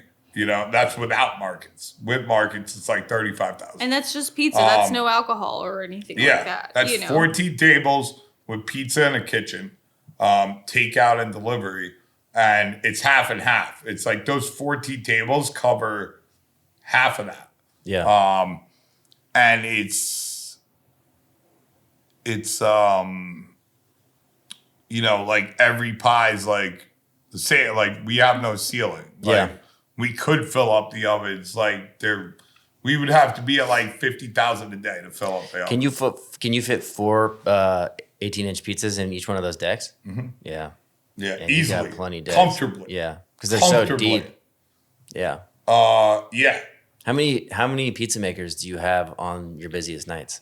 Like right there on the line. 4. All in there. Yeah. Four guys, but you need 4 guys to do like 60% of that volume. That's the other thing. That's the other thing I think a lot of people don't understand from guys, whether they're in the industry or like looking into the industry, is that as your volume goes up, you're like, so if you're making $5,000 a day or $20,000 a day, it takes the same amount of employees to open the door. Yep. So the only way you really start winning is to get those numbers up to the point where the labor starts dipping. You know what I mean? Yep. Because you could be like this tiny place with the lowest rent in the world, and like you're not, like the rent doesn't matter. Like the only thing that matters is the percentage of rent to sales. So you can pay $3,000 a month for rent, or you can pay $30,000 a month for rent. Those numbers are arbitrary, but that $30,000 scares the fuck out of people. Of course, yeah. Scares the shit out of people. They're like, oh my God, I could fucking, I could be, like bankrupt. Like I could be in debt $3 million in like a really quick period of time. Yeah, again. The reality is it's all a percentage. So is your rent 8% of your net sales? Is your rent 1% of your net sales? Is your rent 15% of your net sales? Like a lot of people talk about like that 8 to 10%. I think that fucking number is horrible. You know what I mean? Yeah. Like we pay, I'll tell you straight up, we pay $15,000 a month for rent. And our rent percentage, I believe, is 1.5. That's nice. Yeah. It's a big space, though. 15,000. I know that a lot of people are like, "What the fuck?" But you got a lot of space. I don't down below, but not enough seats. So. That downstairs area. I mean, there's in the back kitchen behind the ovens and like that huge walk-in. I mean, your fridge space is crazy. We just built that. But of course, I know it's brand new. But I mean, you're gonna continue to get bigger. You're gonna need more room. And maybe we could talk about this bar one time. Which is why we are I'm 3.7. Yeah, so we just signed the lease downstairs from here where we're knocking out the wall. And we're opening, it's another 7,000 square feet. With a liquor license. So now based off of like the math of what the tables are, so right now we have 14 tables with 2 outside as of recently, so about 16. That's going to open up about 40 seats at a bar just on the first floor and another 30 plus tables just on the first floor, not including outside. So it's going to essentially triple or quadruple our total tables. Yeah, that's huge. Which makes us, look at those numbers plus like the coolness of it, like now you can get alcohol, now you can get wine, which is important to a lot of people. You can have bigger parties, and, we really feel like it's going to at least minimum double our business right now because you're quadrupling the tables and doubling is, already 60% of our sales are in those 14 tables.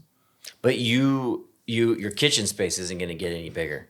This is all going to be seating in bar area? No, because our kitchen's straight. Like we invested a lot of money into the kitchen. Yeah. We invested a lot. Like we everything for the ovens in the bakery and the mixers and the molders, dividers, rounders, blast freezers, etc. We bought all brand new because there's no other choice. There's no like used option for those markets.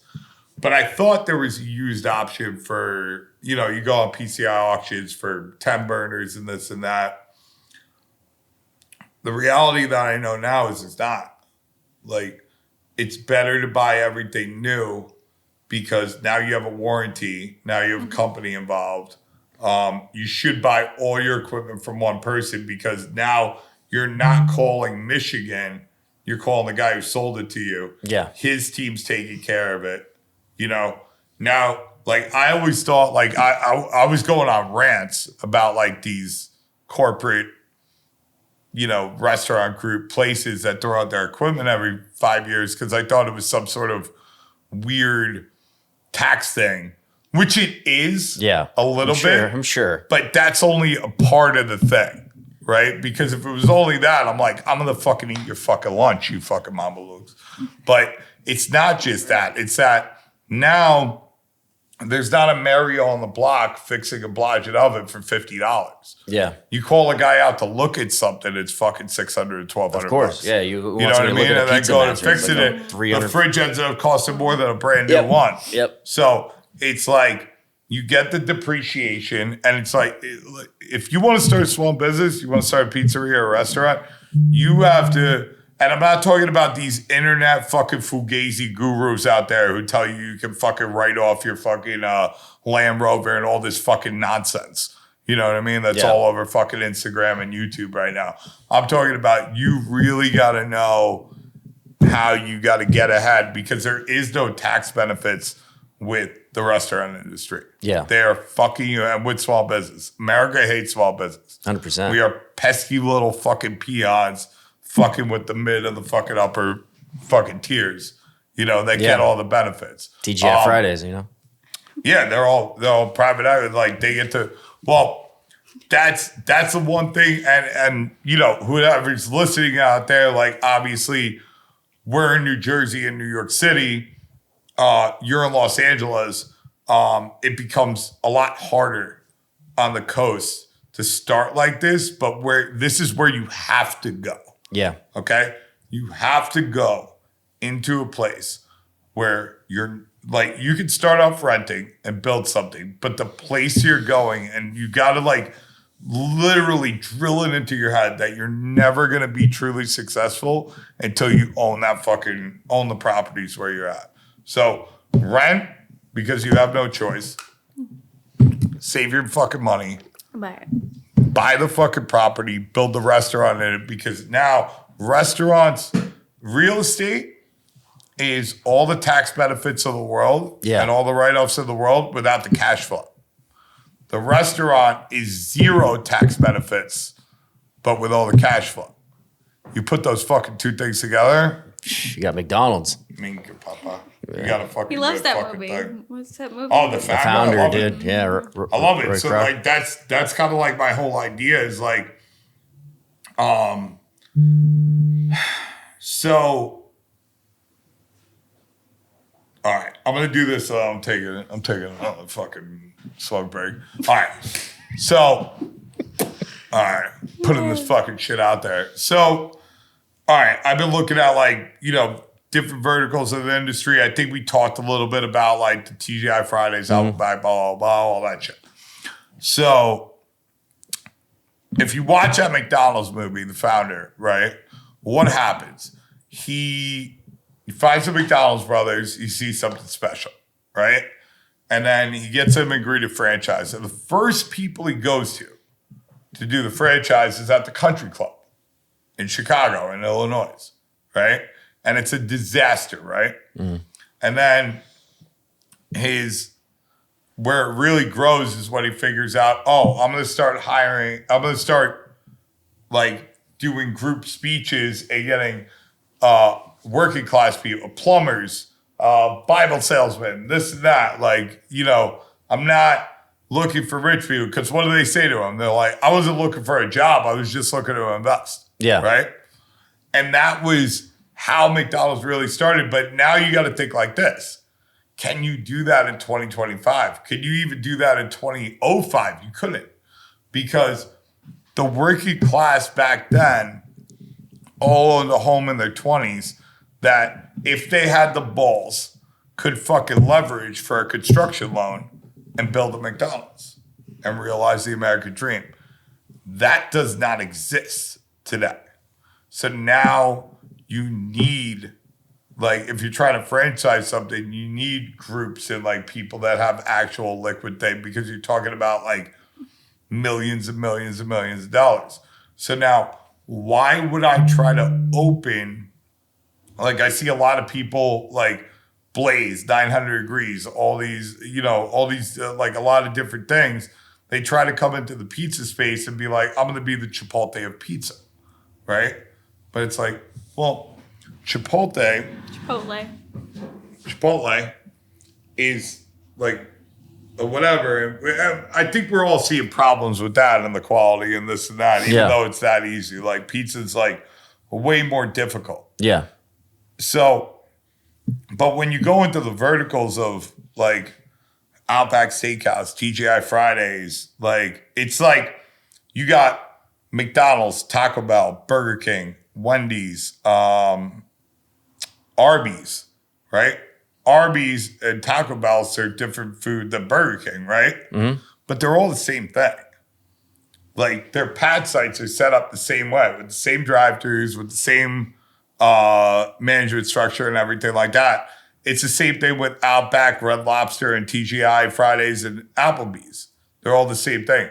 The difference is that when you have a place, have you ever seen I hate phrasing questions like that. I should say, how many out of 1,000 TGI Fridays don't have 100 plus parking spaces, don't have a giant bar, don't have 300 seats? They don't open unless they have that. Yeah. You know what I mean? Now, built into that, now you're building a place that has $150,000 to $400,000 a week revenue, which builds the management structure to it. You know what I mean? Yeah. Because the guys that are going to invest in that, if you're trying to expand like that, aren't going to be like they're investing in something. They're not buying a job. You know what I mean? They don't want to work. There's another way. You know how Chick-fil-A works? I know they're not open on Sunday. So how much you think it costs to open a McDonald's? Like take over a franchise? Or no, just to open one. Oh. Yeah, you want to open a McDonald's franchise. $250,000? No. 2.5 million. What? Or maybe 2.1. For one. Average is 2.1 million. And you need 80% of that cash liquid in your bank account. You can't take a 20% loan. Like if you got 20% down, no, good. They won't accept you. Now what happens is you build usually there's exceptions to this rule as there's exceptions and everything, but generally you're building on their site, you paying to build the building, and then the average, according to the internet, the average franchisee or owner does $60,000 to $80,000 a year. Now, there's McDonald's that do a lot more than that, franchisee owners, but that's the average. And what it is, and the reason why, there's big portfolios out there that have 50 McDonald's, 30 Wendy's, 20 Taco Bells, in their portfolio, it's a hedge against real estate. You know what I mean? Mm-hmm. So they'll have a real estate portfolio, they'll have that portfolio, but the cash flow is very similar to a real estate buy with a McDonald's. What Chick-fil-A does, which I find incredibly interesting, and I definitely in the future want to, set up a system like this, is it only costs $10,000 to get into Chick-fil-A. All in for a store. All in. Now, you can only own one. They own the whole thing. If you fuck up, you're getting fucking thrown the fuck out. You're basically buying yourself. The franchise model for Chick-fil-A is for 10 grand, you're buying yourself $200,000 to $600,000 a year job where you own the job that you're in. Yeah. But if you don't show up to work, they can throw you out. So you purchase a job for $10,000 that could basically you purchase a job for $10,000 that puts you in the 1% of America. Yeah, that's pretty insane. Yeah. There's a long list, I'm sure. How many people have $2 million to throw down for a business? No one that I know. Yeah. So that's why it's a really, really amazing, interesting concept, is because you're understanding that. And now what they do is they're getting people in there that just, went up 5 to 10x. Yeah. In what they're making in a year, while they're kind of their own boss, kind of. I say kind of because their own. You're not really, but are those, you get to are those show like up to 14-hour days? Huh? Are those like 14-hour days? Starts off like that. Yeah. Sure. Yeah, they're gonna if you get picked, there's a 60,000 person list. I think only like a couple hundred get picked. Oh, that's fucking nuts. Yeah. Yeah, because it's like, bro, think about it. You could be making 60,000 a year, week to week, and now you're in a Chick-fil-A franchise making 300,000. You know what 300,000 a year is? No, I know that's more money. Let's do more the money math. I've ever made. My boy. I feel like we're all as fucked well. up in this country. We don't understand how much money equals anymore. So that means you're making almost $6,000 a week. almost $6,000 a week.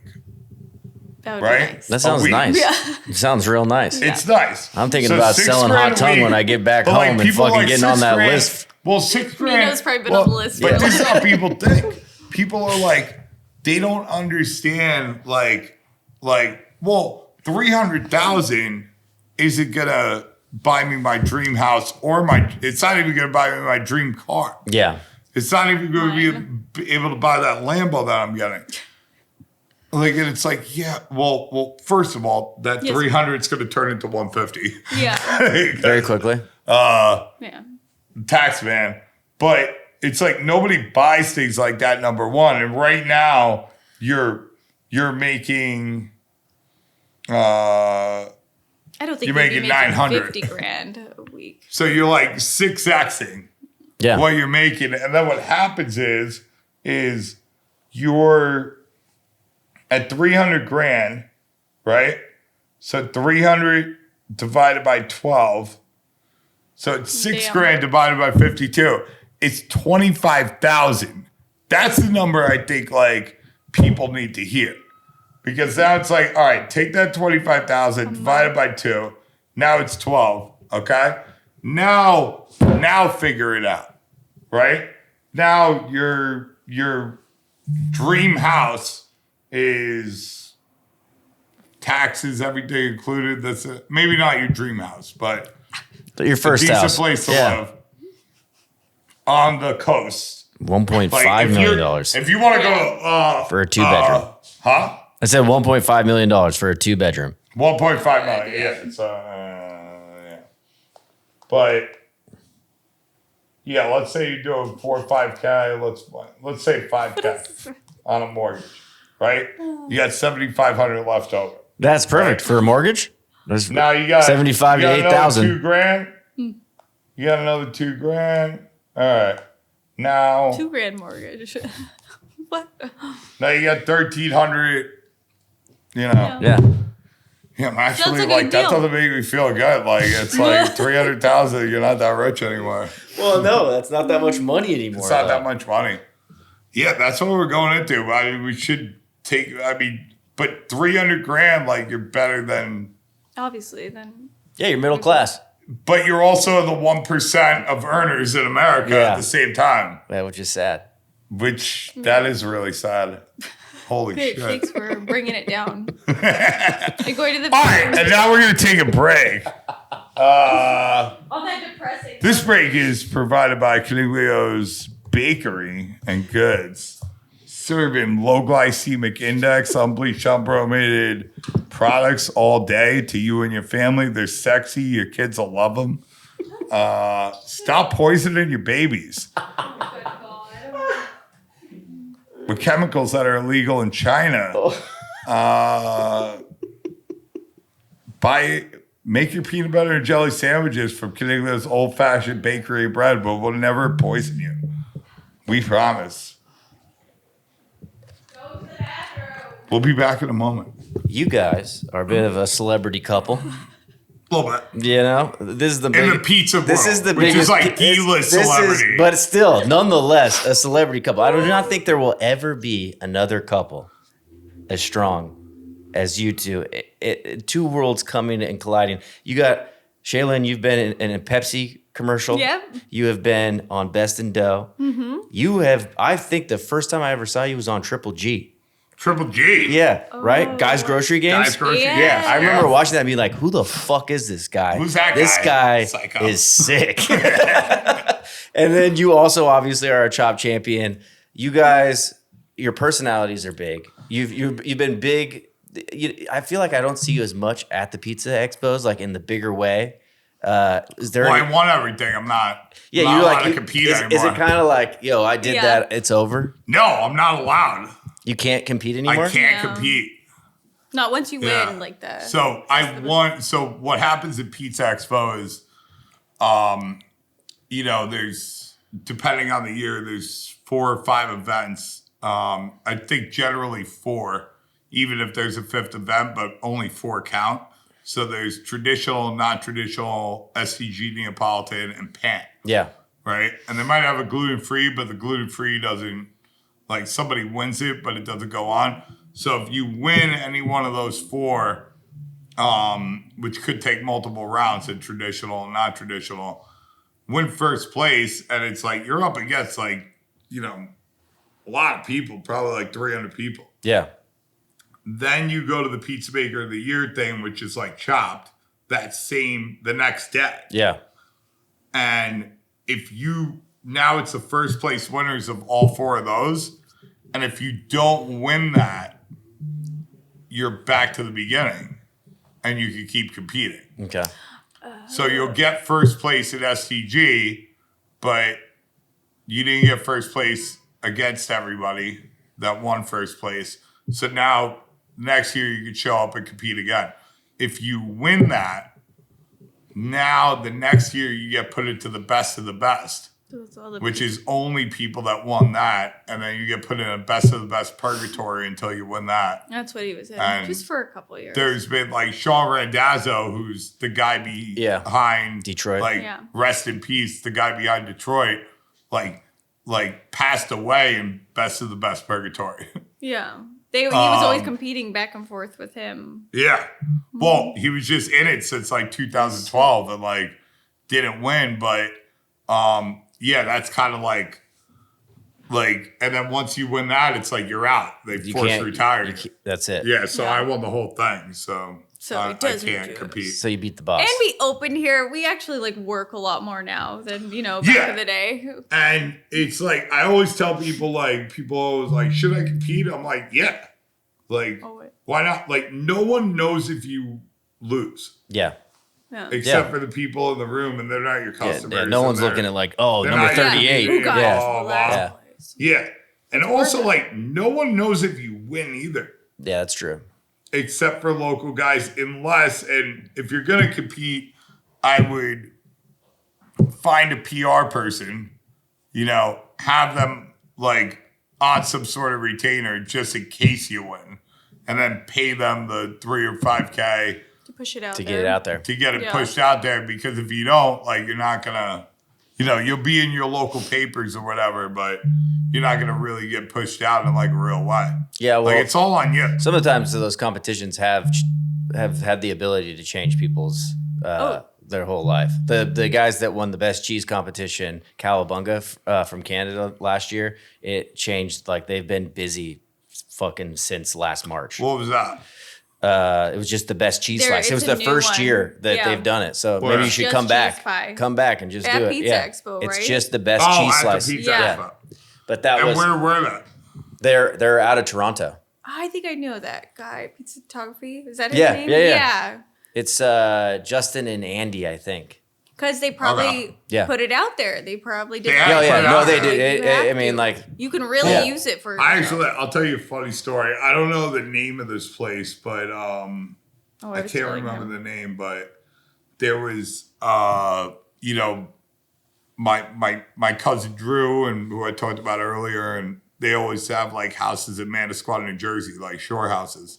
So this was years ago. And it was like the same year that I won like traditional, I think, but I didn't win I didn't know you. best of the best. It was something like that.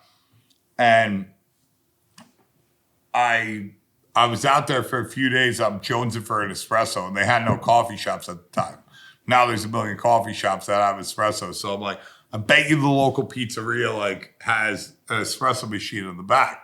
So I go over there, and they had that Pizza Expo banner they made. Like winners, number one, blah, blah, blah, blah, blah. And I'm like looking at like the year, and I'm like, what the fuck? They had all their windows. They had like 7 windows plastered with this stuff, with the logos and everything. And they're like, winners, 2000, blah, blah, blah. And I'm like, I walk in, I order the espresso, and I'm like, yo, what did you guys win? And he was like, what do you mean? And I was like, all that stuff outside. And he was like, oh, we won. And then I think he recognized me, and he got kind of and he's way more scary back then. I bet. Oh no, we won the division of third place in non-traditional. And I was like, of Northeast, or I don't know what it was. Or no, we won 17th place in non-traditional. Thanks. But we were top 3 in the East Coast. Yeah. And I was like, you're putting number 1, you guys won the whole expo, all over your windows. But nobody else would know. No one knows. 18th place. General public You would gotta know. respect it though. Really going for it. Yeah, man. I mean, that's That's a a little hustle. whatever. I'm good at media and good at marketing and this and that. Yeah. But I'm also probably not doing everything I could from a local level, just because I don't know, I don't want to feel like a fugazi. Yeah. You know what I mean? And I don't feel like just pushing that shit, but it is what really matters. It's the guys that push it like that, because you're at the end of the day, you're in a community. And your customers are going to be within, you own a brick and mortar pizzeria or a restaurant or a barbershop. Your customers are going to be within 5 mile square radius. If you're really popular, a 10 mile. If you're really, really crazy and all over the news, could be larger than that, but that's generally what it is. And people live in a place and don't leave a place, and that stuff does matter. But I don't know. There's something about the fugazi of the whole thing that I don't want to participate in, because I feel like I wouldn't be able to look myself in the mirror the right way every day. I'm I'm a fucking fugazi. Yeah, I get that, but that's more like imposter syndrome, because you did win it. You've been on, you're a chop champion. You have been on TV multiple times. You guys are these things. Yeah, it's not, we should it's stuff push that it. you're not. We We should got push pushed it. out. Yeah. You should be small town We should celebrities push it. here. We are. We are. Yeah. We definitely are. Mostly because I'm the But weirdest not because looking of any of person. that. Yeah. We're Because just of Portnoy and what we've done here. Oh, well, that's another thing. Yeah. That definitely, you could have been the biggest pizza maker in the world, but he get a visit from him, and it's Portnoy this, Portnoy Yeah, that. so People love that we guy. didn't become famous here. I can't even walk down the street anymore without getting harassed. Yeah. But it's not. it's a nice It's thing. not. People stop Well, to it's compliment. Portnoy, but it's people. also, we won best pizza in New Jersey. We won. Yeah. We got a lot of Jersey press. When we were moving in here, no one knew what We the thought fuck we it were was some and who weirdos. we were. They're just it's some weirdos open a pizzeria. And then now we're town Seems like famous. it's worked out. Yeah. This is gonna be cool. People know Yeah, Penny. so Penny's famous. She's more Penny's famous. really famous. than most That's of us. because of you. Yeah. Well, she's Yeah. great. She's the best. Deserves it. You did some things early on in your career, with the Brooklyn Pizza Crew and stuff. I don't know how active that is now, but you there's that video where you're dancing with that guy in San Francisco, and it's kind of punk rock, and this was before reels and shit, it was kind of I think you might have been smoking a cig too. Yeah. But it's this Early to the game. it's this rock star pizza chef kind of situation, which no one was doing that, before. Right. There was the pizza show, with Frank, but you were kind of ahead of your time with that stuff. Did that slow down for any reason? It just slowed down just because it's like, and even the podcast, that was a big thing so too. the podcast we had set up in the Brooklyn house completely. Yeah. And then like when we went and opened this, like all of our time and energy had to go to this, and then wasn't like a podcast studio anymore. Like we had a studio. Yeah. So I want to get it going again, and it's just like my producer was in Brooklyn. Yeah. Now I'm in Morristown. So how do you get that guy there? And how much energy am I throwing into that? Of course. Where whatever. Like I want to throw all the energy in the world to podcasting and whatever, but it's like you got to put the squirrels on the table. Of course. Like first.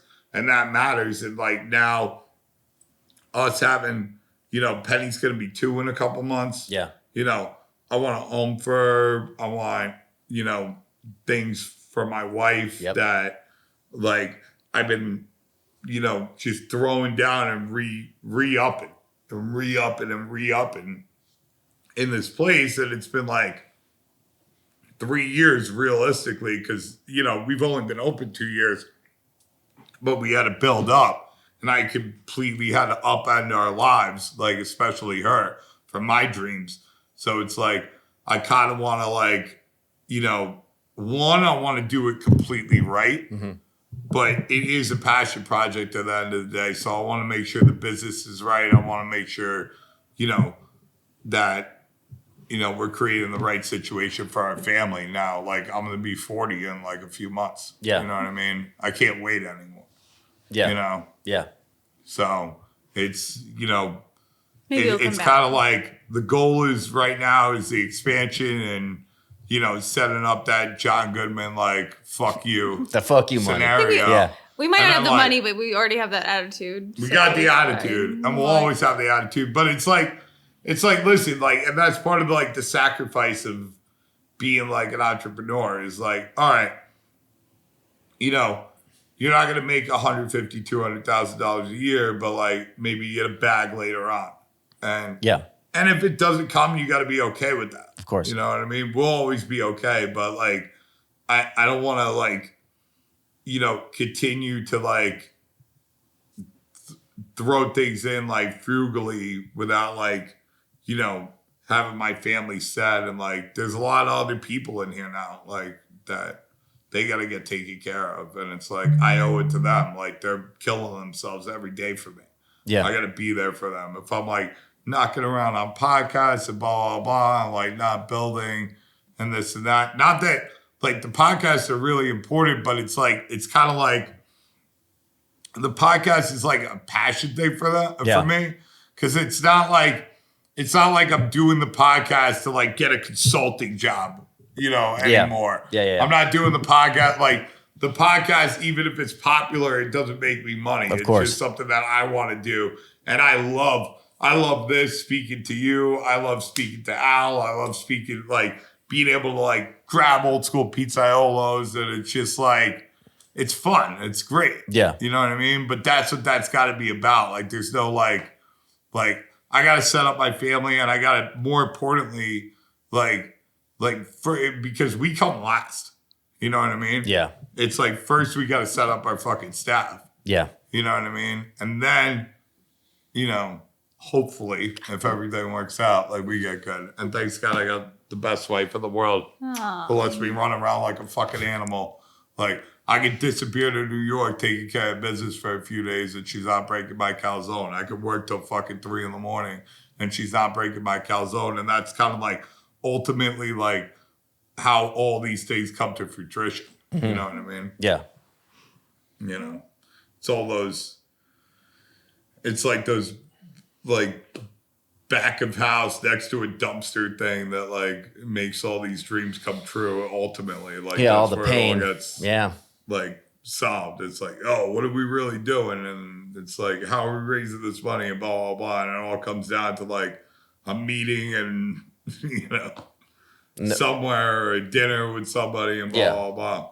And having the support though in between those times where of the unknown of your guys' relationship. I mean, I know how much I lean on my wife and how important that relationship is, especially when I feel like I'm getting hit by a train.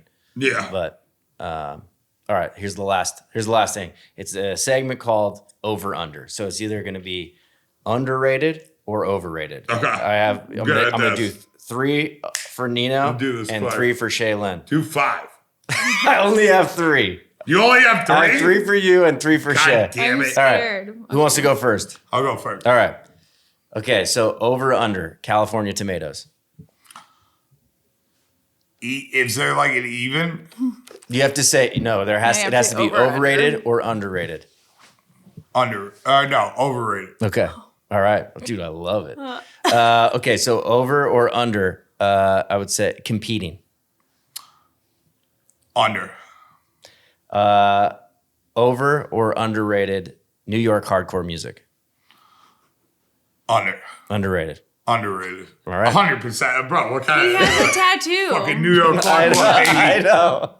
Let's fucking go. I know. We had little boys up here the other day. Yeah. Really? The boys, all the hardcore.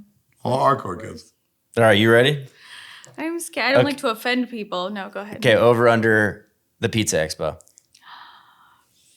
Oh God, why would you do that to me? Underrated. Yeah. It doesn't That get means enough it's good. recognition. Yeah, like it needs to put itself out there more. No. I don't think you understand. So if you say underrated, it means Yeah. it's fucking awesome. If you say That's what I mean. Yeah. Okay, yeah. Okay. Over or under sourdough. Underrated. Okay. Yeah. And then overrated or underrated dollar slice shops. Overrated. Yes. Potassium I have bromate. someone staring at me. Agreed. I don't know. I feel like sometimes if you're on a budget and that's all you can Well, no, afford, now they're it's all. totally Have you fine. seen all those Instagram things out there right now? They say 99 cents outside, and you walk in and they're like $2. Yeah, it's weird. Yeah. There's like Yeah, no I don't such think thing they're- as the dollar slice It anymore. doesn't matter. It doesn't even. If you're wasted though, that'll hit the spot like at 4 a.m. You know, but you'll feel like crap the next day. There's a time and place for all. No, pizza, you could make honestly. a rating. Like there is like a tangent I go on where it's like it is underrated. Like from like it depends on which view you're looking at it from, because like I think Dollar Pizza did like an amazing service to the pizza industry because in New York City, because it knocked out like the Prontos and the Abatinos and the Familia The overpriced pizzas, shitty the pizza, overpriced ketchup on pizza Yeah. places that had like 30 locations all went out of business as soon as Two Brothers came on the thing. So Yeah. at least And you're then it just paying became $1 like, for. there's like a Mama's 2 or a Williamsburg pizza type of place, and then there's dollar places, Yeah. and there's kind of like nothing in between. Yeah, well, they're definitely using potassium bromate Oh in a yeah, dollar no, slice. it's terrible Yeah, for but you. it's Cheese, a fucking dollar. maybe Yeah, a cheese you're right. product. You get I what you don't pay know. for. But Like don't knock the people that's their only option. What if you can't afford other pizza? Then everybody can afford $5. that is in not America. true. All right, then one more question for both of you. Do either of you have a perfect 10 pizza? Either a pizza that you ate or a pizza that you know is a perfect 10? What it looks like when you had it, or what you know it's supposed to look like when people have it. My favorite 2 New York slice places are, Gigi's and Luigi's and Pizza Suprema. Luigi's Park Slope. Yeah, where my Luigi's photos Park on the Slope wall. and Pizza Suprema, Gio, Joe Gio's the Reggio's best. place. Yeah, Yeah. Gio's the man. Lucali's is probably like the pizza in New York that's in a category of its own, where it's like its own style, and it's kind of surprising having it, like how good it is, because I had this like idea about Lucali's for a long time where I was just kind of like, it looked like hype. Yeah. And then like years and years and years later, like I like knew Mark. I knew the owner of Lucali's for years before I ever had his pizza. Yeah. And I always respected him and I love that guy. He's like one of the most beautiful humans in the world. But when I actually sat down and had it, it was incredible. And we just went to Mama's too. yeah, Mama's 2 in the West Village. We were there 2 weeks ago. It knocked my dick off. Like it was really, really, It was really bomb. good. Yeah. Frankie. Yeah, we're going. Frankie's Yeah. fucking killing it. I think The end? that was Yay! very insightful and Yeah. delightful. Let's go. You're Sure, great on a yeah. microphone, dude. Let's do it. You already know. I hope you enjoyed that episode. Don't forget to like and subscribe. We appreciate you. We love you. Thank you so much.